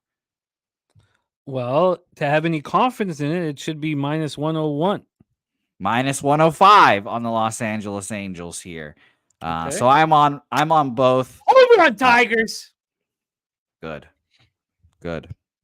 Okay, so yeah, I'm on both. Well, let's play the game here at Bet365. Let's play the game here. Did you get your live bet in? No, I did not. No, I left it alone. I wish I did now. If Detmers was a big advantage over Littell, there would be a difference here. There's no difference. I bet plus 100 and plus 100. Oh. But so I'll tell you what I think here. And I'm going to cheer you on heavy. But I think the market is telling us that we have no idea what the hell's going to happen in this baseball game. That's what I'm telling you. It's telling you that the volatility is heavily increased where we thought it'd be low volatility. The market's saying there's high volatility. You have two excellent pitchers, in my estimation. I know you're not as high on Littell, but here again, when we go over this market movement, we have a 7-cent move to the Angels. 7-cent move to the Angels. Did I realize that, or did I say that out loud, or was I just too caught up in the total? I guess I was too caught up in the total. We have a 7-cent move to the Angels. We have the line moving. No, sorry, the cash on the Rays. Why wouldn't we take Reed Detmers? Now, Top Set says fade spot for Reed. Andrew G says I think Reed is due for an L. You asked me why wouldn't we bet him? You know I'm on him, so that's we do bet him. I just think this is going to be a higher scoring game here, and if it's going to be a higher scoring game where both these pitchers allegedly struggle, give me the better pitcher and Reed Detmers, who I think can figure out his struggles a little more. And Reed Detmers didn't just face Zach Littell. Oh, sorry, no, he did not just face. Yeah, he did not just face the Rays. This is a back-to-back for Zach Littell, who's coming off of 4 1/3, 6 hits, 1 earned run. What's an extra day of rest then? That's a good question here. I will tell you in a second. I will look up Littell's the date of his last start. And Mikey Money, we don't know why his comments aren't showing up. I will work on this afternoon and try and figure it out. But your grandma's wearing your sister's panties again. Play today is the Braves and the over 9.5 at plus 225. Cash with the Lakers yesterday. So the record for your grandma wearing your sister's panties play today with Atlanta over 9.5, 7-4 plus 6.5 units. Detmers pitched on the 12th and Littell pitched on the 10th. So Detmers is getting that not really short rest, but Littell's getting full 7 days. Oh, interesting. Yeah, he's getting full 7 days. Out of his routine. Interesting. Huh. Okay, so what are you doing here? You're on. I'm on first 5 full game. Yeah, minus 105 first 5, plus 105 full game. Or sorry, plus 106 full game. Yeah, I think that back-to-back spot's going to hurt Littell as well. I agree. I agree. The Angels have not been working for him. I cannot double up on them. I'll say this. I mean, I understand that move to the over. Like, this is a classic first 5 under full game over spot because you mentioned it. The Rays bullpen sucks so far. You can't really throw an 8 on a bullpen that sucks. And Littell's not going to go deep. He's not going 6, 7 innings. I think he goes 5 and then gets out of there. So I think that bullpen definitely is going to help us out here a lot. So we'll see. I'm interested. Master Blaster for Perky on the Rays and Top Set saying, fade spot for Reed. I agree. I think Littell is a crafty pitcher. I think seeing him again is fine. The ribeye play of the day is Lars Nootbaar at plus 225. So the Marlins decided to contribute 1-1. Marlins tied up. So here we go. That is the ribeye play of the day from our friend Mikey Monsieur Money. Okay. Before we start this last breakdown, yes, let's do the horse racing thing now, because Molly the dog is also telling me she needs to shit, so I have to go do that during the NBA. Okay. But I will say, Jimmy, what's a good passphrase here? When I saw Nasty Nate's picture, I almost did OJ, but I don't think we can do OJ. Well, passphrase. You know what? The waffle play of the day hit on Friday. Yes, yeah. The new waffle record is outstanding. Yeah, I don't have the graphic, but it's fucking amazing. I'll tell you that. The Daby Cab waffle play day now 13-1. It was the Dodgers team total over 5 on Friday that he waffled, and 6 runs were scored by the LA Dodgers. So if you want to be a part of our horse race, we want to see waffles on the screen. Goddamn waffles on the screen. You can write waffle. Or say it. Yes. Say it. Do whatever you want. Do the waffle. All right. Just waffle. The waffle play of the day. Okay, let's go because we have a very, very interesting character on the mound. Hold on, Jimmy. Yeah. Resisting it all is asking a great question. What is waffle? What is waffle? That is an interesting question. That is not the correct record. The correct record is now 13-1. The waffle is when you're very close to betting something and you don't pull the trigger. Or the waffle is a delicious treat full of carbs that we put butter and syrup on, which feed our children. There you go. That is a waffle. Quasimodo saying a freeloading waffle. All right. So we have 3 horse races coming up, but let's get into this very, very interesting pitcher named Ben Lively. We had a tough time breaking down Ben Lively last year, and now he's coming off of an illness, a strange illness, a viral illness. Oh, boy. Yeah. You might immediately ask, is this of a sexual variety? For that, I have no answer. Fair. I have no answer. Those are no joke. Go get tested, everyone.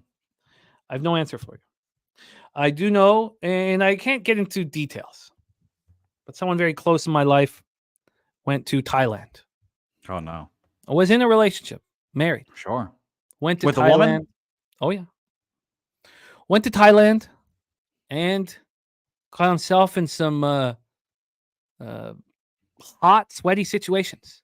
Sure. Who among us hasn't? Came home and didn't feel well. Oh. Did not feel well. Oh, no. What kind, like a, sickness? What kind of? Just didn't feel right. Did not feel right. Sure. Couple weeks go by. He tells his wife, look, when I was in Thailand, some shit went down. Oh, no. Sexual variety. No. Yeah, some shit went down. And I need you to know that because I don't feel well. It turned out it was just shellfish poisoning. Ah. There was no need to say anything about the threesomes. Here, Ben Lively is coming off of a viral illness. Acquired from threesomes? Who knows? Shellfish? Who knows?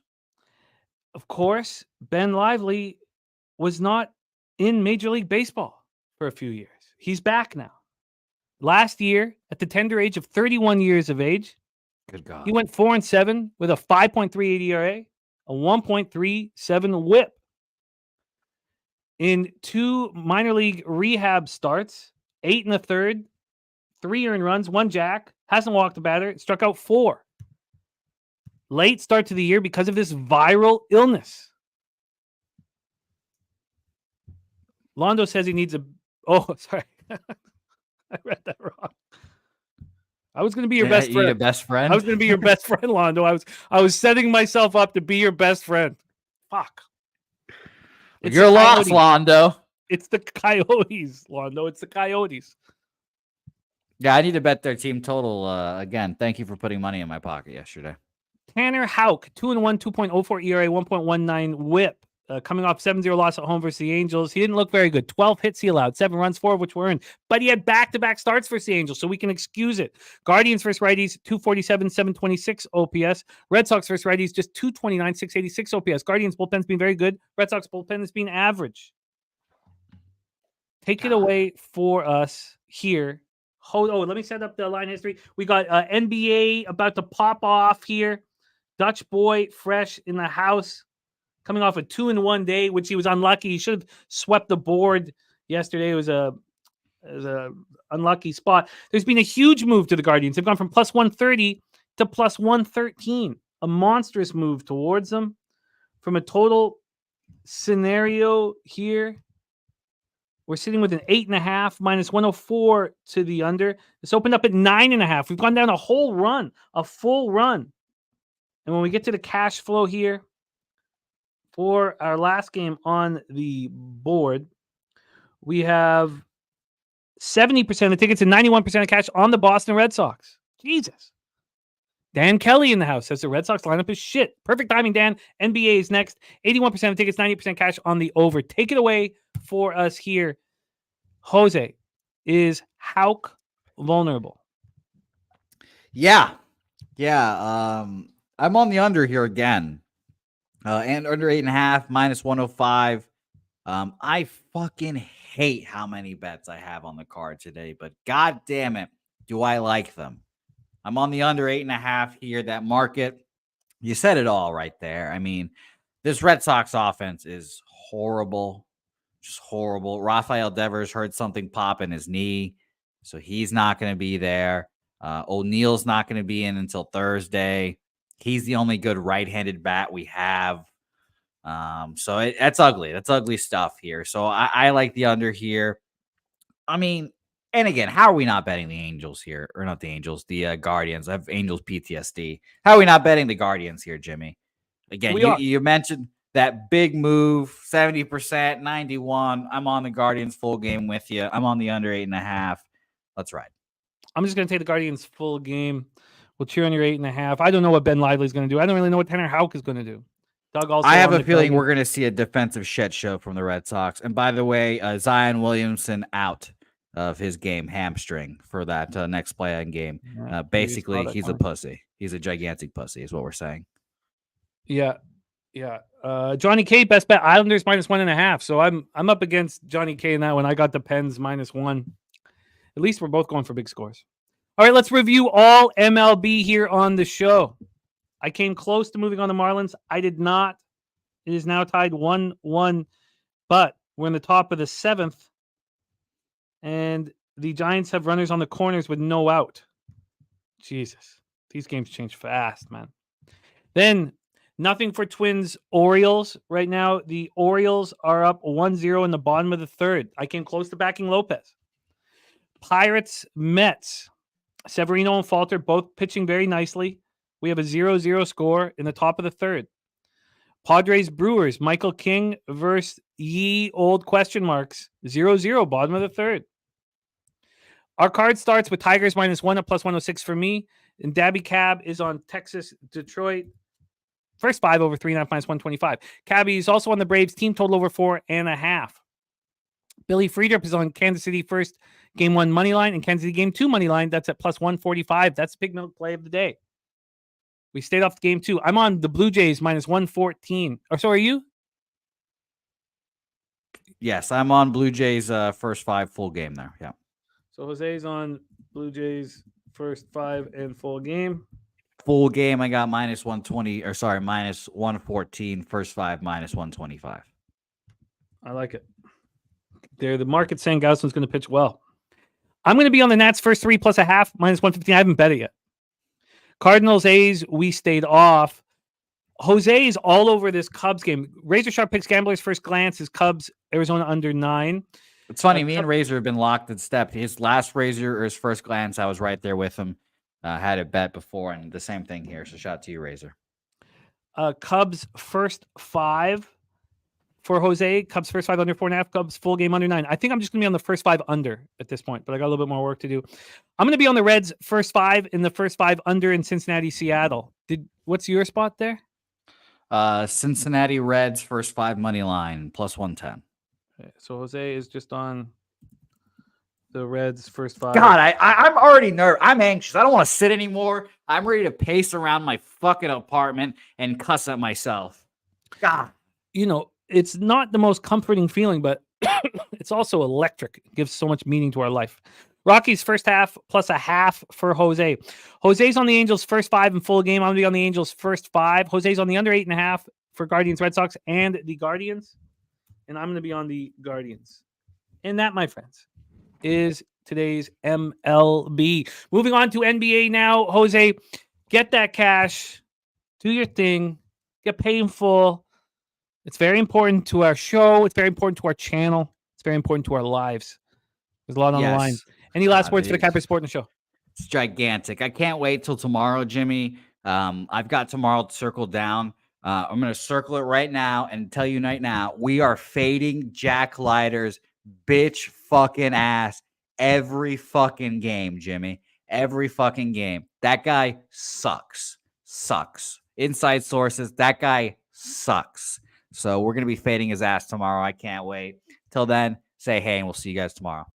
There he is, Jose. And don't forget the waffles. Oh, yes. Waffles. You need waffles in the chat. If you want, now, if you're a gold member, you're automatically entered in our 3 races. If not, get your waffles in the chat. It is time to talk NBA. And last night was one of my favorite nights, I have ever had in NBA. And I didn't even do it as right as some other people, but picked up $1,036, taking every player prop under. I'm not going to tweet them out. This is Dennis Garcia's baby. I'm not going to tweet it out as if it's my own. But good God, was it fucking incredible. And I can't wait to do it again tonight. Now, there are other options on board. We got 2 big playing games. We also have Dan Kelly in the chat who says Heat lost their first playing game as a home -5 favorite last year and went on to get to the NBA Finals. Many dumb bettors will think this Heat team is the same as last year. Dan Kelly says, love the 76ers tonight. Let's bring on your guest here every Wednesday, delivering NBA for us, coming to us from Las Vegas, Nevada, the freshest capper in the NBA handicapping world. Please welcome Mr. Dutch Boy Fresh.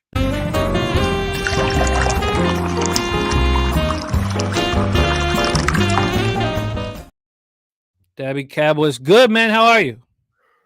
Jimmy the motherfucking bag. NBA is a hell of a drug. And you're looking at the plug.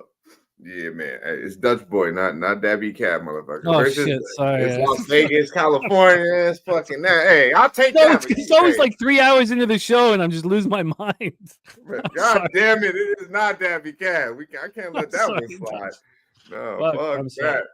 Shit. I'm sorry, nah, shout out to my guy though. I mean, the 60 Club is a nice club to be in, but we keep it. Hey, you were right there. You were a taint air away from the 60 Club, man. Yeah. What the hell's wrong with me? It's just these days.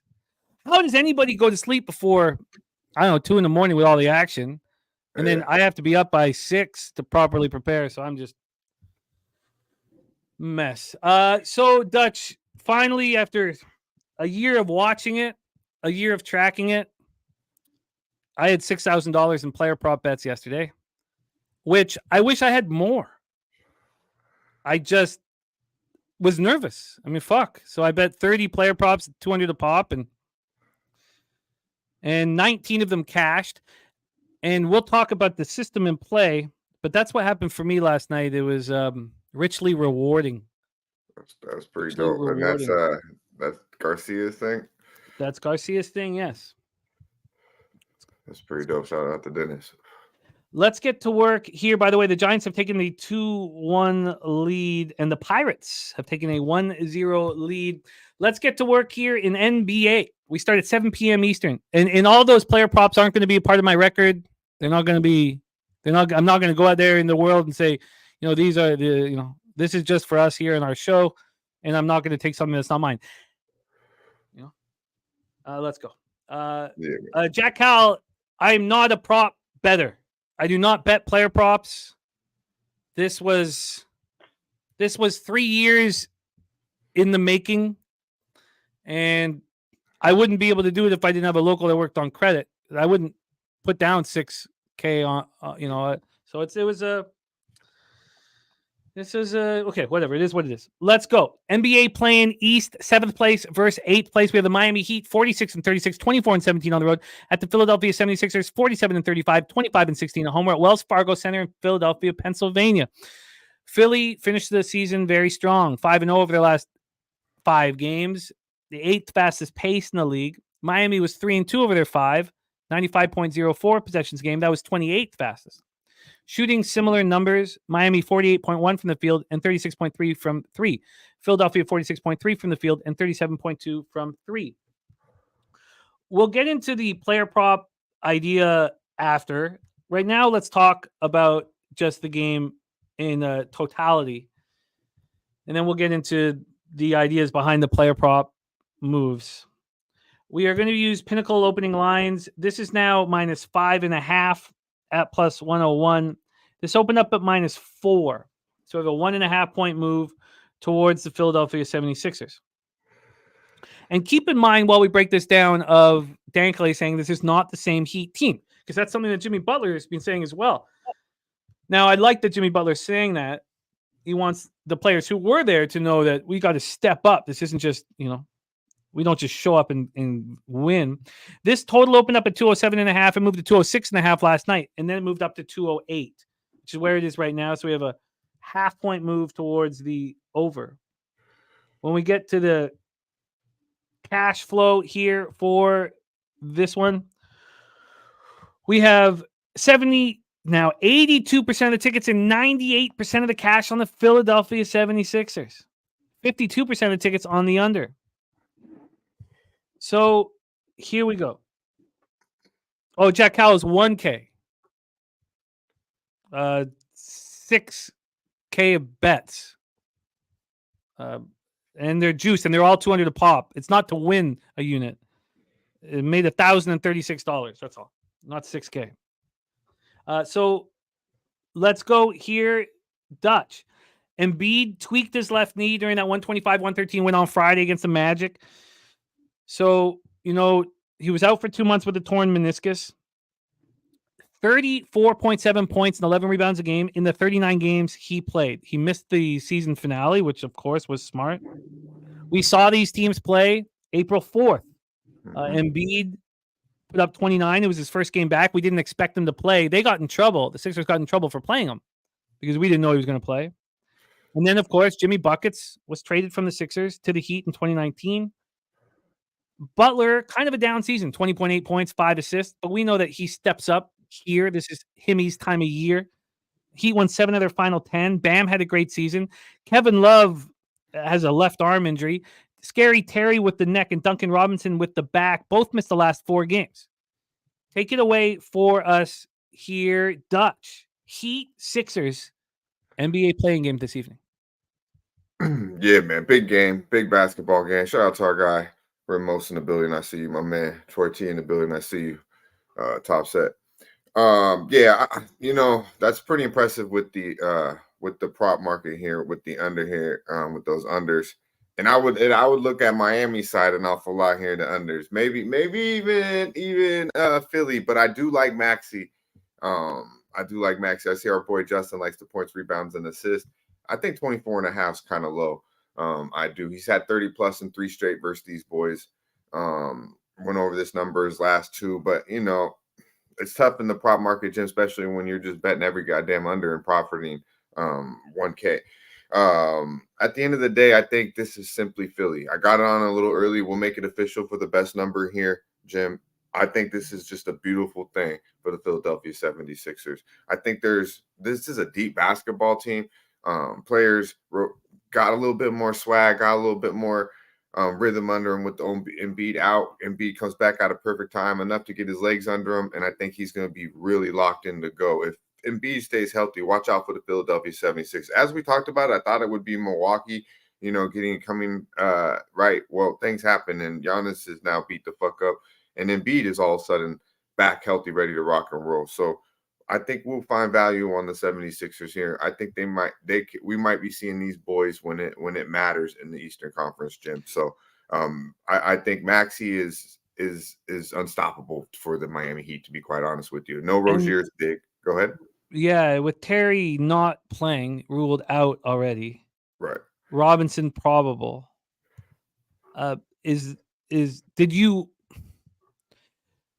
Tyler Hero can't stay with Maxey. Do you switch Caleb Martin on him? Yeah, I think they're going to probably rub Martin on him, but it's just a bad matchup for them. As I said, he's had 30 plus in 3 straight versus him. He got that quick step. He can go by anybody. Jimmy Butler is a nice defender. He's too quick for Jimmy Butler. I mean, he's going to go by anybody on the Miami Heat. It's that fucking easy. And then realistically, Bam, big guy, he's big year, he's on the USA team. You know what you're getting out of Bam.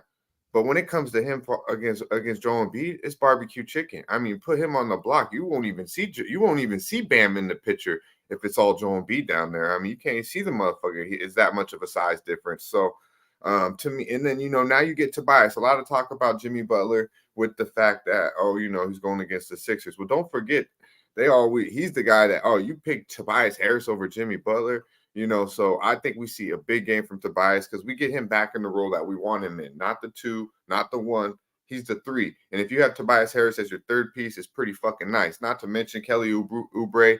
It can light up at any time. He's a very confident player. Also, you got Buddy Hield. Not the highest on Buddy, but if you're bringing Buddy down, he's your 7th, 8th man off the bench. It's pretty fucking good. You know what you're going to get off of Reed. You got the guy who's going to come in there and be the enforcer.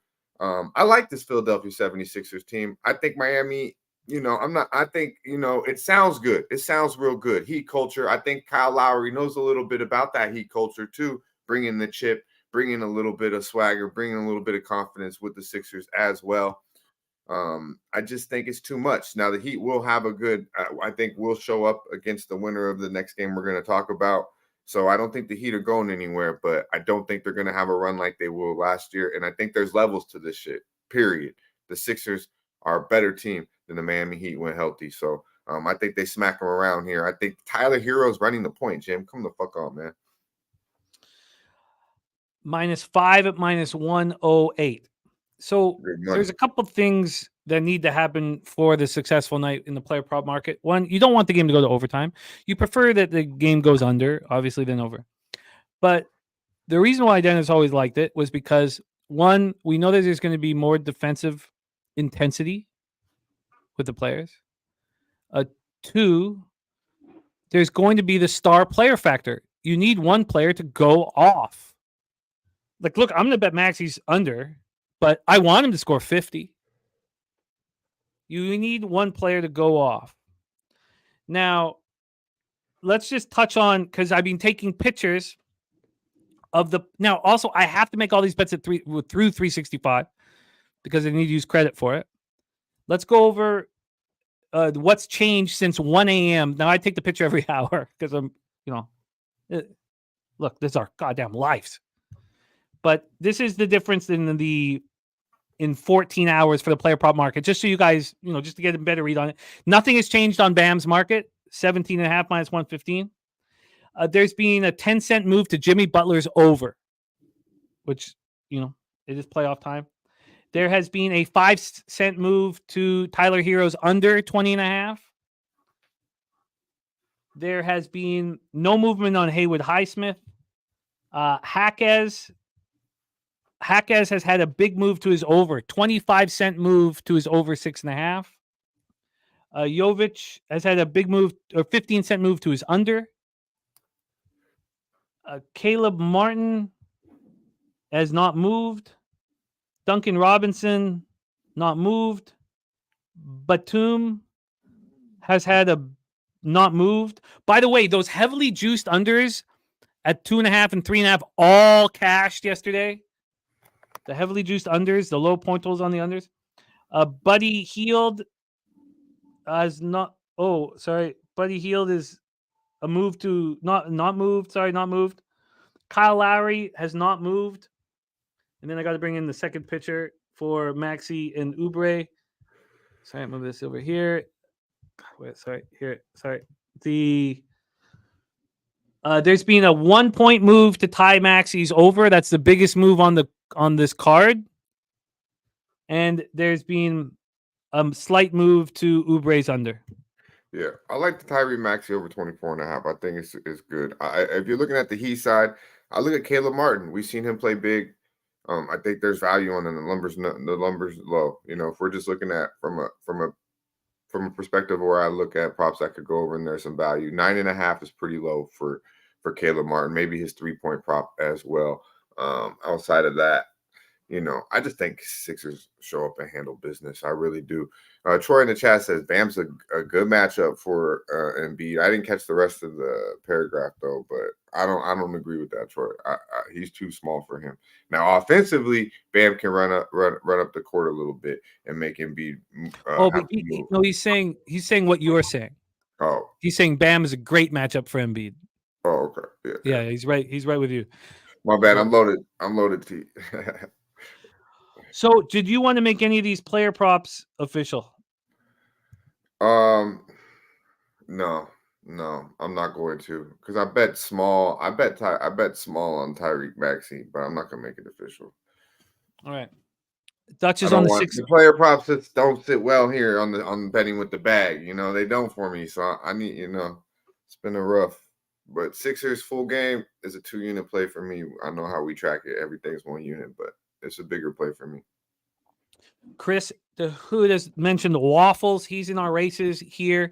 Let's move on to game 2 of the NBA, playing 9th versus 10th Hawks Bulls here. So let me get, I'll go over the player props again, what has changed here. Hawks Bulls. Hawks 36 and 46, 15 and 26 on the road at the Chicago Bulls, 39 and 43, 20 and 21 at home at the United Center, Chicago, Illinois. Atlanta finished the regular season in awful shape, lost 6 straight. We're dealing with a ton of injuries. So now we know that DeJounte and Trey are good to go.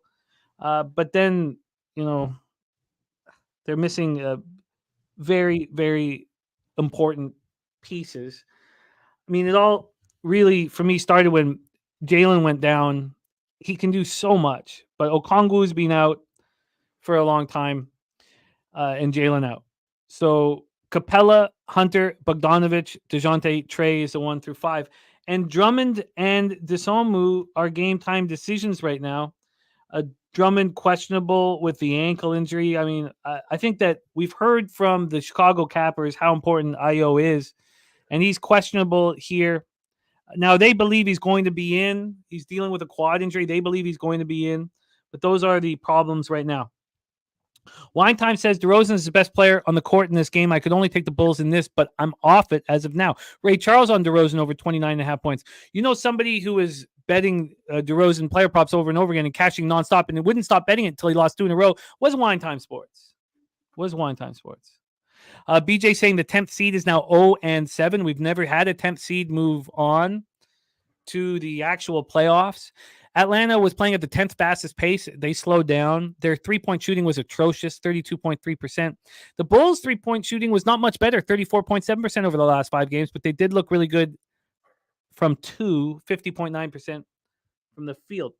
Let's get into the line history for this one. Again, these are pinnacle openers. We have the Bulls -3 at -105. That is exactly where they opened. There's been no movement whatsoever. On the total here, we are sitting at a 222.5. It's -103 to the under. So this has gone up 4 points, and it's juiced to the over, which was one of the reasons why I didn't.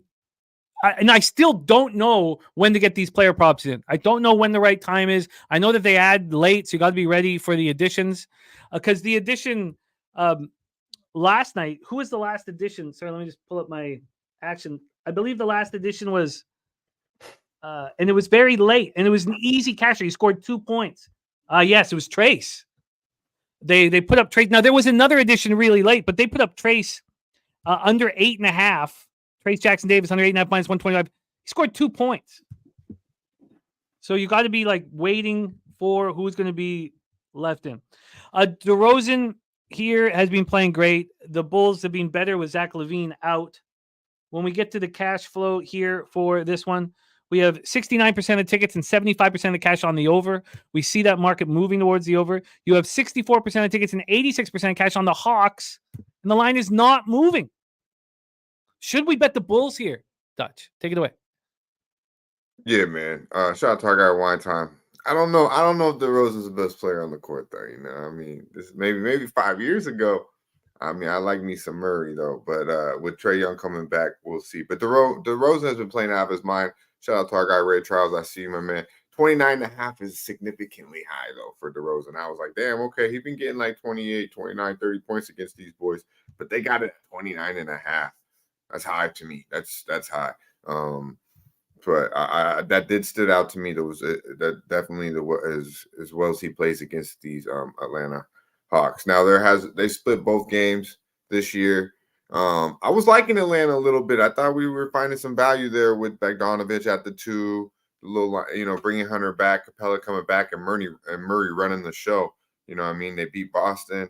Had some good moments, but still, not a good team overall. But I do believe it from a betting perspective, we were finding ways to cash on them.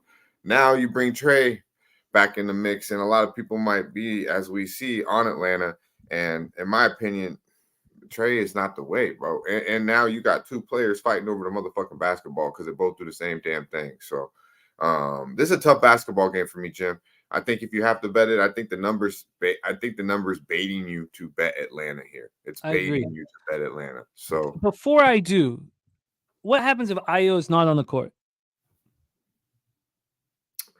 If Io's not on the court, you're gonna just see a lot. You see a lot more Caruso, and he's gonna be. I mean, Io to me, what he attacks the court. There should be a better shooting basketball team if he's not on the court. I will say that because he can't shoot the ball, but the defense will take a step back because he's really good on it from a defensive perspective, and he attacks the hole, But at the end of the day, he can. He's a guy that you will just leave wide open to shoot, in my opinion.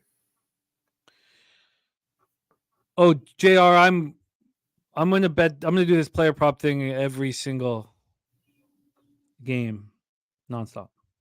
Dan Kelly says, "I'd like to see a prop on Trey shots from over 30 feet. Take that over." What? Okay, let me ask you this: what's keeping you off betting the Chicago Bulls?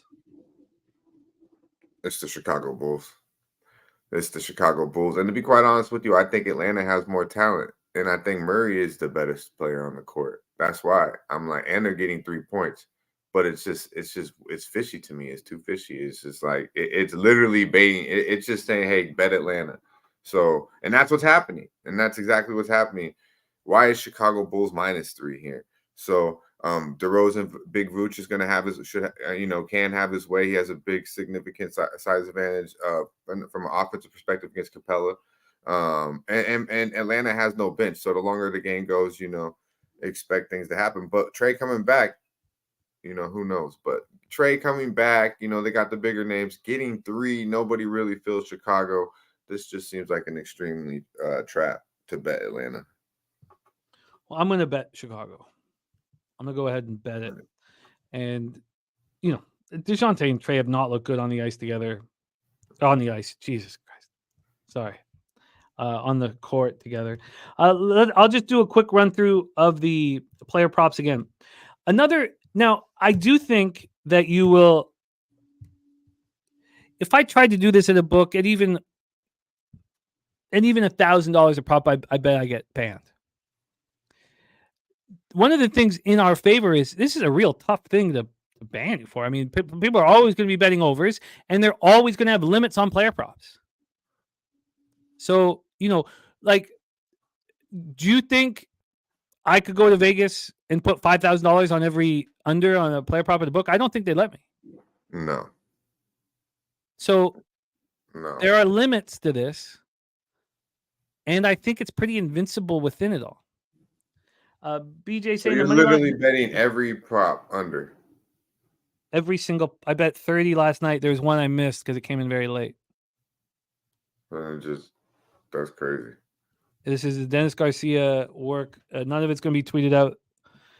So the cash flow on this, 64% of tickets, 86% of cash on the Atlanta Hawks, 69% of tickets, 75% cash on the over.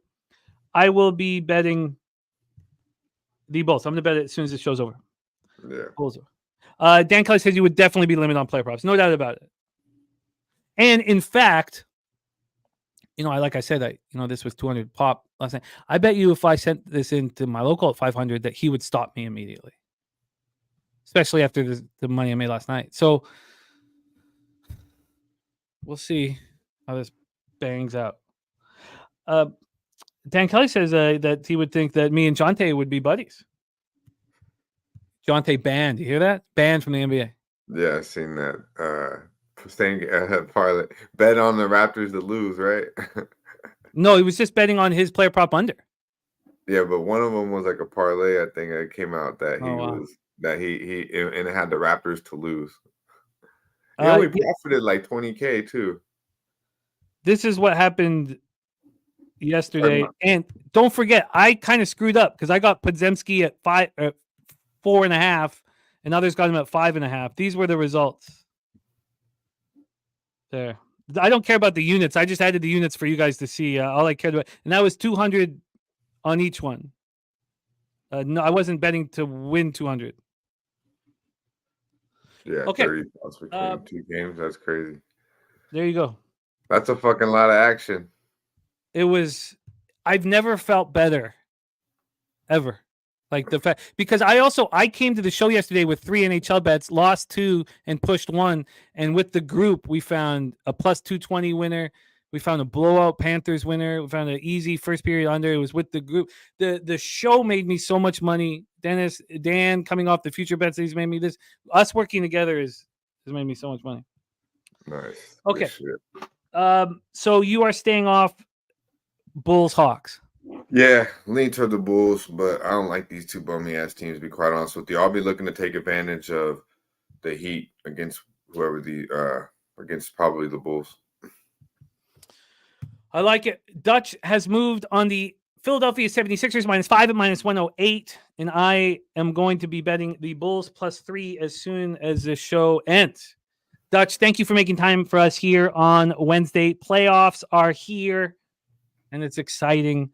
Please support Dutch on X at Dutch Boy Fresh and Big 420 Show being here for Pub Sports Radio. Big 420 Show on Saturday. There'll be a lot of live action. And I know Dutch's blunts will be a big part of it. Dutch, any last words for the Capper Sporting Show? Yeah, man. In regards to the live show 420, yeah, we got some requests about that. I got a pinned tweet. Show some love. Go there, like it up, retweet it. You all show some love. We'll be vibing out most definitely on Saturday 420 Sess edition right here on Pub Sports Radio. Appreciate you as always, Jim. Salute to the real ones. Y'all stay fresh. There he is, Dutch Boy Fresh. It is time for horse racing. We have 3 races popping off. Jose hard at work getting everybody involved. If you want in this horse race and you are a gold member, you're automatically entered. Anybody else who wants to be in the final 2 horse races for $25 each, you have to write waffle or put a waffle in the chat. Benjamin Mills says the Blue Jackets was the best bet of the season. It felt good, Benjamin. That was teamwork. It was teamwork, and it was really Peter that really got us on that wavelength. So, Jose, my friend, how are you? I'm good. Yeah, I'm good. I'm just writing down names. If you guys haven't wrote down waffle in the chat, please do so to enter. That is anyone. If you're a gold member, don't worry about it. But if it is anyone in the chat right now, write down waffle. If you're on Twitter, jump on the YouTube right now.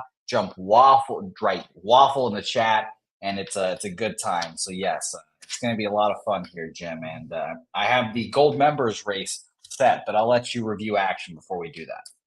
Okay, and then I got to get bets in before I go pick up Ella. So I might not be able to stay for all 3 races because I've got to make sure that I've got the first 3 plus a half at 3:10 p.m. I got to get, and I'd like to get I think that Bulls line's going to move, honestly. So I might have to bounce here. But let's get a review of all action. Thank you to all you guys for supporting the show. We truly have nothing without you guys. And this run that we've been on now for about 6 weeks has been the most important run of my entire life. And you guys have been such a big part of it. Viper NB is on the Dodgers -1.5. The stacks play today. Aaron Judge, RBI at +118. Joe T, best bet, Maple Leafs Lightning, first period over 1.5. And Penguin Islanders, first period over 1.5. The smooth balls play today. Royals, first 5, run line. Julian Cesario is on the Cardinals money line, and the Red Sox money line. I would like to find a reason to bet the Lightning tonight. I've faded them in all 3 games since we talked about. This Lightning has been they're the reason why I'm in the black this year. They've told us what to do with them. And I think they're playing at home here, and the Maple Leafs have no reason to do anything here. I feel like the Leafs are very susceptible here on the second half of back-to-back when they're forced to being played players that they don't want to play, and Matthews going for 70. I would like to find, and I expect to find a way to get on the Lightning on the -1 line. Then I'm on the Pittsburgh Penguins, and this is the Sidney Crosby bet. I think the Penguins are in playoff mode, and the Islanders have kind of let it go a little bit. Andrew G saying Tompkins going for his first career win. I have no problem backing Tompkins here. Blues, Stars, I'm off. And then the Coyotes, I think it's the best bet on board in NHL. Speaking of which, I got plus 160. I would love to see it have moved. I got plus 160. I'd like to see it at plus 140, plus 145. All right, so 15 cents moving. I like that. In MLB, we'll do a quick review. One last review. I'm on the Tigers -1 at plus 106, and Daby Cab on Texas Detroit first 5 over 3.5. That score is 1-1 now in the 5th. So Daby Cab looking for a couple runs and some ducks on the pond. It's bottom of the 5th right now, and I believe there's 2 out. Cabs on the Braves team total over 4.5 -130. Bubbarito at that game right now. Bubbarito, my friend, hope you're having a great time. Billy Friedrich Pig Milk play today. Kansas City game 1 money line, game 2 money line plus 145. Jose is on the Blue Jays first 5 and full game. I'm going to be on the. Well, I already bet the Blue Jays full game. I'm not doubling up. I don't know exactly what Gausman's going to do. Nats first 3 plus a half is something I need. Coin saying is Edmonton pulling at Carolina. I don't know if they're going to rest everybody or what, Coin, but they just have no reason to do anything. And it's the very last NHL game in the history of Mullet Arena. It's the last game in Phoenix for 5 years. I just think motivationally, it's a pretty easy spot here. I really do. Jose's on the Cubs first 5 under 4.5 and full game under 9. Razor Sharp picks GFG Gamblers first glance is the under 9. I'm going to be on the first 5 under, and I got to get these bets in. So I'm not going to be able to stay for the next. I can only call. I'm going to call the first. Can you do this on your own? It's tricky. Yeah, I'll be fine. I'm sorry. I got to get this in. The first 5 under and the Reds first 5. Jose's on the Reds first 5. I'm going to take those 2. Jose's on the Rockies first half plus a half. Jose's on the Angels first 5 and full game. I'm going to be on the Angels first 5, and I'll be on the Guardians. I think I'm just going to get those 3 o'clock. And I don't know what to do. I got to not panic. Not panic. Yes, Londo. Every single player prop under. Points. Just points. Nothing to it. I mean, we explained the strategy behind it, but Dutch on the Sixers -5, -108. I'm off that spot, and I'm going to be on the Bulls +3. Or Bulls -3. Excuse me. Von Polo says, keep calm. You know how crucial that note is from Von Polo? When you're getting your action in, like if you don't, yes, I'm going to do it on every single game. You need this. You need to take a breath. When you get flustered, it's when mistakes happen, and you don't, so it's a very important note that Von Polo is giving me. Okay, Jose, it is time for our big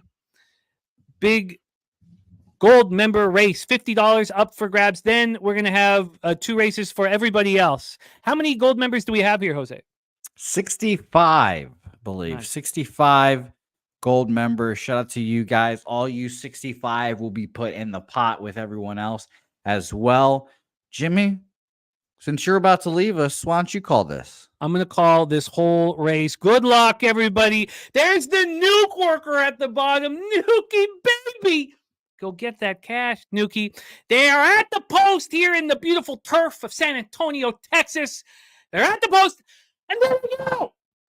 We are off and racing. There goes Sammy Comer firing out like a Treyu in the White Horse, but backing steadily. Rico Lopez right there, and Fat Wally moving forwardly. Jeff Slaughter in the mix as well, and as is Randall Sheffield, who's put that beautiful nose out front. And there's LJ from H-Town. LJ from H-Town is now taking the lead. Some Human Gaucho on the right. And there's Mikey Money. For some reason, his comments are not in the chat. We need to fix that. And Jay Peasy looking good. We are halfway through this race with Randall Sheffield up front. And Big Show Picks making a huge move on the outside. But is it too early? As he starts backtracking. Oldie right there. Dutch Boy Fresh also involved. And then here comes Iron Eagle. 17 seconds left. Randall Sheffield trying to find the wire. Randall Sheffield trying to find the wire. 10 seconds left. Who has late pace? Jimmy the Bag trying to make a move, but not there. Here comes Donut Silks. Here comes Daby Cab. We're moving to the wire. It's coming right to BT. BT said he was a better jockey than he was a capper. And Jimmy the Bag comes in third, too. BT said he was a better jockey than he was a capper. And look, I guess he's right. Fortuitous. BT, $50 richer. I wish I could stay with you guys here. Jose, I wish I could. Congrats to BT. Thank you, all of you guys, for supporting the show and being gold members. Viper, BT, Kelsey, Oldie, Justin McKelvey, Kelly McKinnis, Topset, Andrew G, Juan Ruiz, Perky, Von Polo, Truth Teller, Nuki, Swiggy. Don't forget about our playoff pool. playoff pool, 20 players of your choice to build your roster. Jose, I'm sorry I have to abandon you here right now, but I will make sure that Friday someone else will do the pickup. I've got to rock right now, get these bets in right now. Good luck. One thing I just want to say before I go here, and let me just set this up so I can bounce here, is that what we're doing here and how we're succeeding is we're doing this together. And last night, it was you guys. You guys lifted me up, got me into the black, got me paid. I listened, and I went to sleep thankful, and I woke up thankful. So thankful for this community. So thankful to Cap with you guys. And I'm so thankful that we get to show the fruits, baby. The fruits of the labor. We work our ass off. We take risks. We ride a roller coaster every night in the dark alone. And it's nice to be rewarded. And that's what we were. So I'm out. I love you, Jose. Keep getting that cash. I will be in touch with you throughout the day. We need to get paid. We need to succeed. And thank you from the bottom of my heart for the support. I'll catch you guys. Respect. All right. Bye-bye, Papa. There goes old Jimmy the Bag, and that leaves us together here to run the ponies. 106 people in this first race. You have until the end of this race. If you don't see your horse and you think you should be in there, just type in waffle. You have until the end of this race. Now, 106 names is a lot to read. Here is the list. It's very long. All of our gold members are already in there. So if you're gold and were in the race before, you're in there again. Shout out to all you guys. Shout out to the people that are trying to win money here again. Let's get after it, fellas. This is going to be a lot of fun. Shout out to all the men, women, and children in this as always. Look at this line. They got lines of horses back there.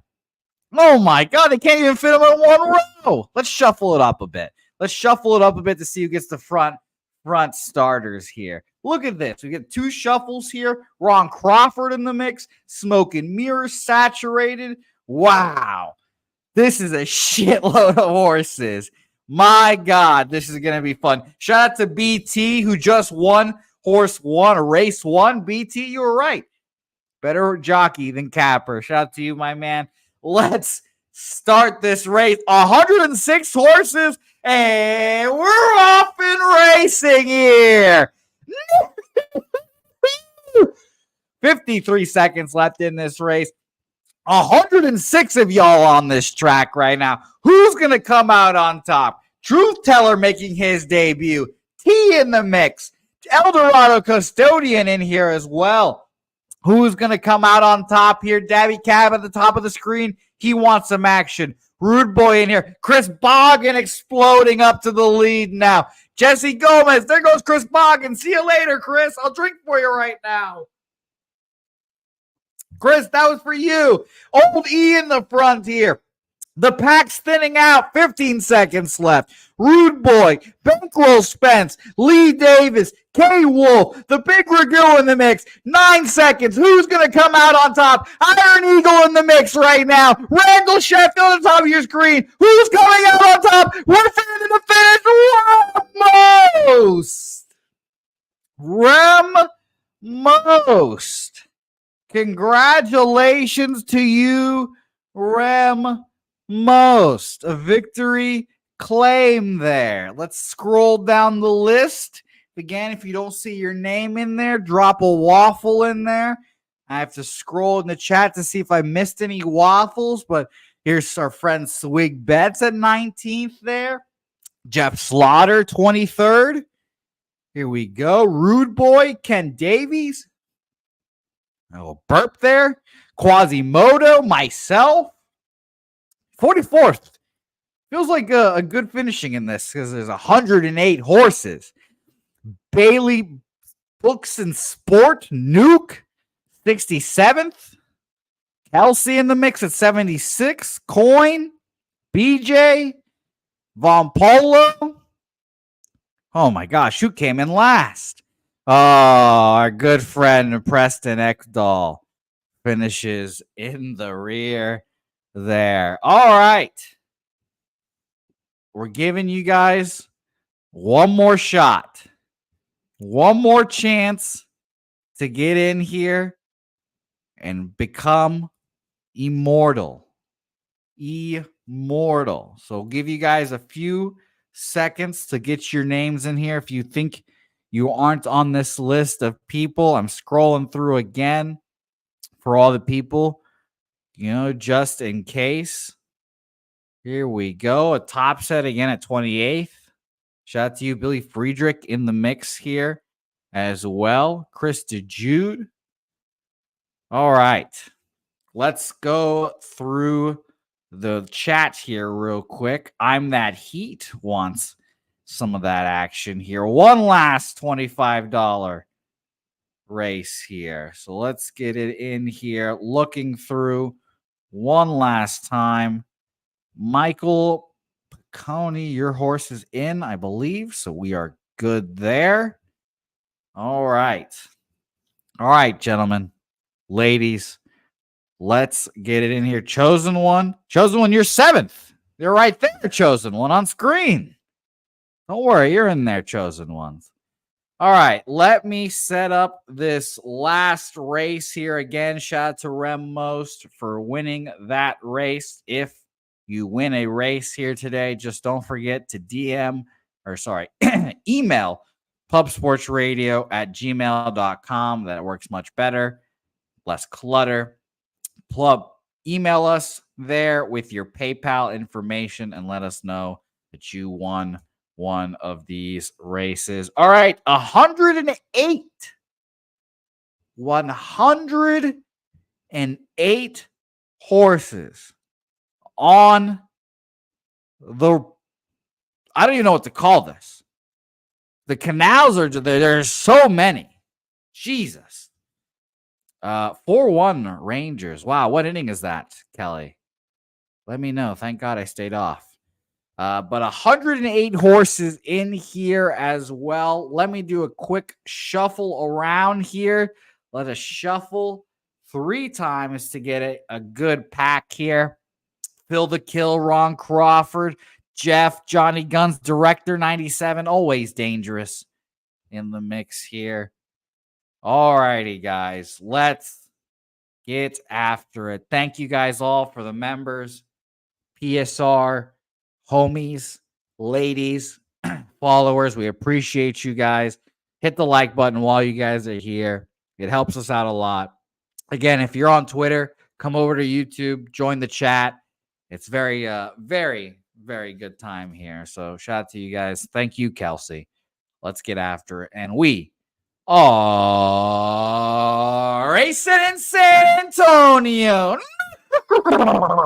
We're racing here. 50 seconds left in this race. The horses are flying. Connor Mack picks the 60 horse in the lead right now. Phil the Kill, the 92nd horse on the track, in the lead as well, or in the mix as well. 30 seconds left in this race. Fanatical Jim goes up front. Connor Mack picks still in the lead around there. Donut Silks, Nasty Nate in the mix here. The 59 horse Nasty Nate in the lead right now. Oh no, and there he goes. And there goes Nasty Nate falling backwards. That's a pity. BJ following Nate, and Crystal goes down as well. We have 15 seconds left. LJ from H-Town in the milks. Donut Silks. Rude Boys trying to catch him. Justin McElvey, watch out. There goes LJ. 6 seconds. Fanatical Jim. Who's going to claim it here? Who wants it? Fanatical Jim. Who's going to catch him? No one. And Christopher Tatum on the nose. Christopher Tatum by a nose. Wow. Wow, wow. Fanatical Jim looked like he had it wrapped up, ready to go, and just stolen from him, from Christopher Tatum. Wow, wow, wow, wow. Joe Yurkovich is a great question of why a jockey is announcing the race. It's just, this Swiss Army knife jockey you've got here. Man, for Fanatical Jim, very close. Shout out to Crystal Tatum watching right now. Chris, that's awesome. I wonder what it feels like. I wonder what it feels like to have a horse that wins. I wouldn't know. But yes, of course, Rem, BT, Tatum, my man. All email pubsportsradio.com with your PayPal information, and we'll get that to you. Shout out to Jeff Slaughter in the chat who makes this shit possible. Horse races and the entire YouTube channel and all the great content that you guys see. Appreciate you guys. You guys know the picks already. But again, shout out to you guys. You guys make this shit possible. Morgan Spooner, North Ender, Sharon, Topset, my guy, Juan Ruiz, Kelly, Truth Teller, Oldie, Viper MB, Joe, Nasty Nate, my man, Phil the Kill, Truth Teller, Kelsey, Juan Ruiz, all you guys. Thank you guys. Perky Sanderson, Nuke Worker. Thank you guys. Busy day today, guys. A lot of picks, a lot of action. So stay glued to those TVs. Follow us on Twitter at Pub Sports Radio, at Jose Bouquett. And two things. One, don't forget to sign up for the NHL pool. That's going to be a fun thing. I can't wait. I'll be signing up today. And two, Pub Sports Radio shops theirs, guys. Go pick up a Peter Loshak, Jimmy the Bag shirt. Go pick up a Pubapalooza 3 shirt.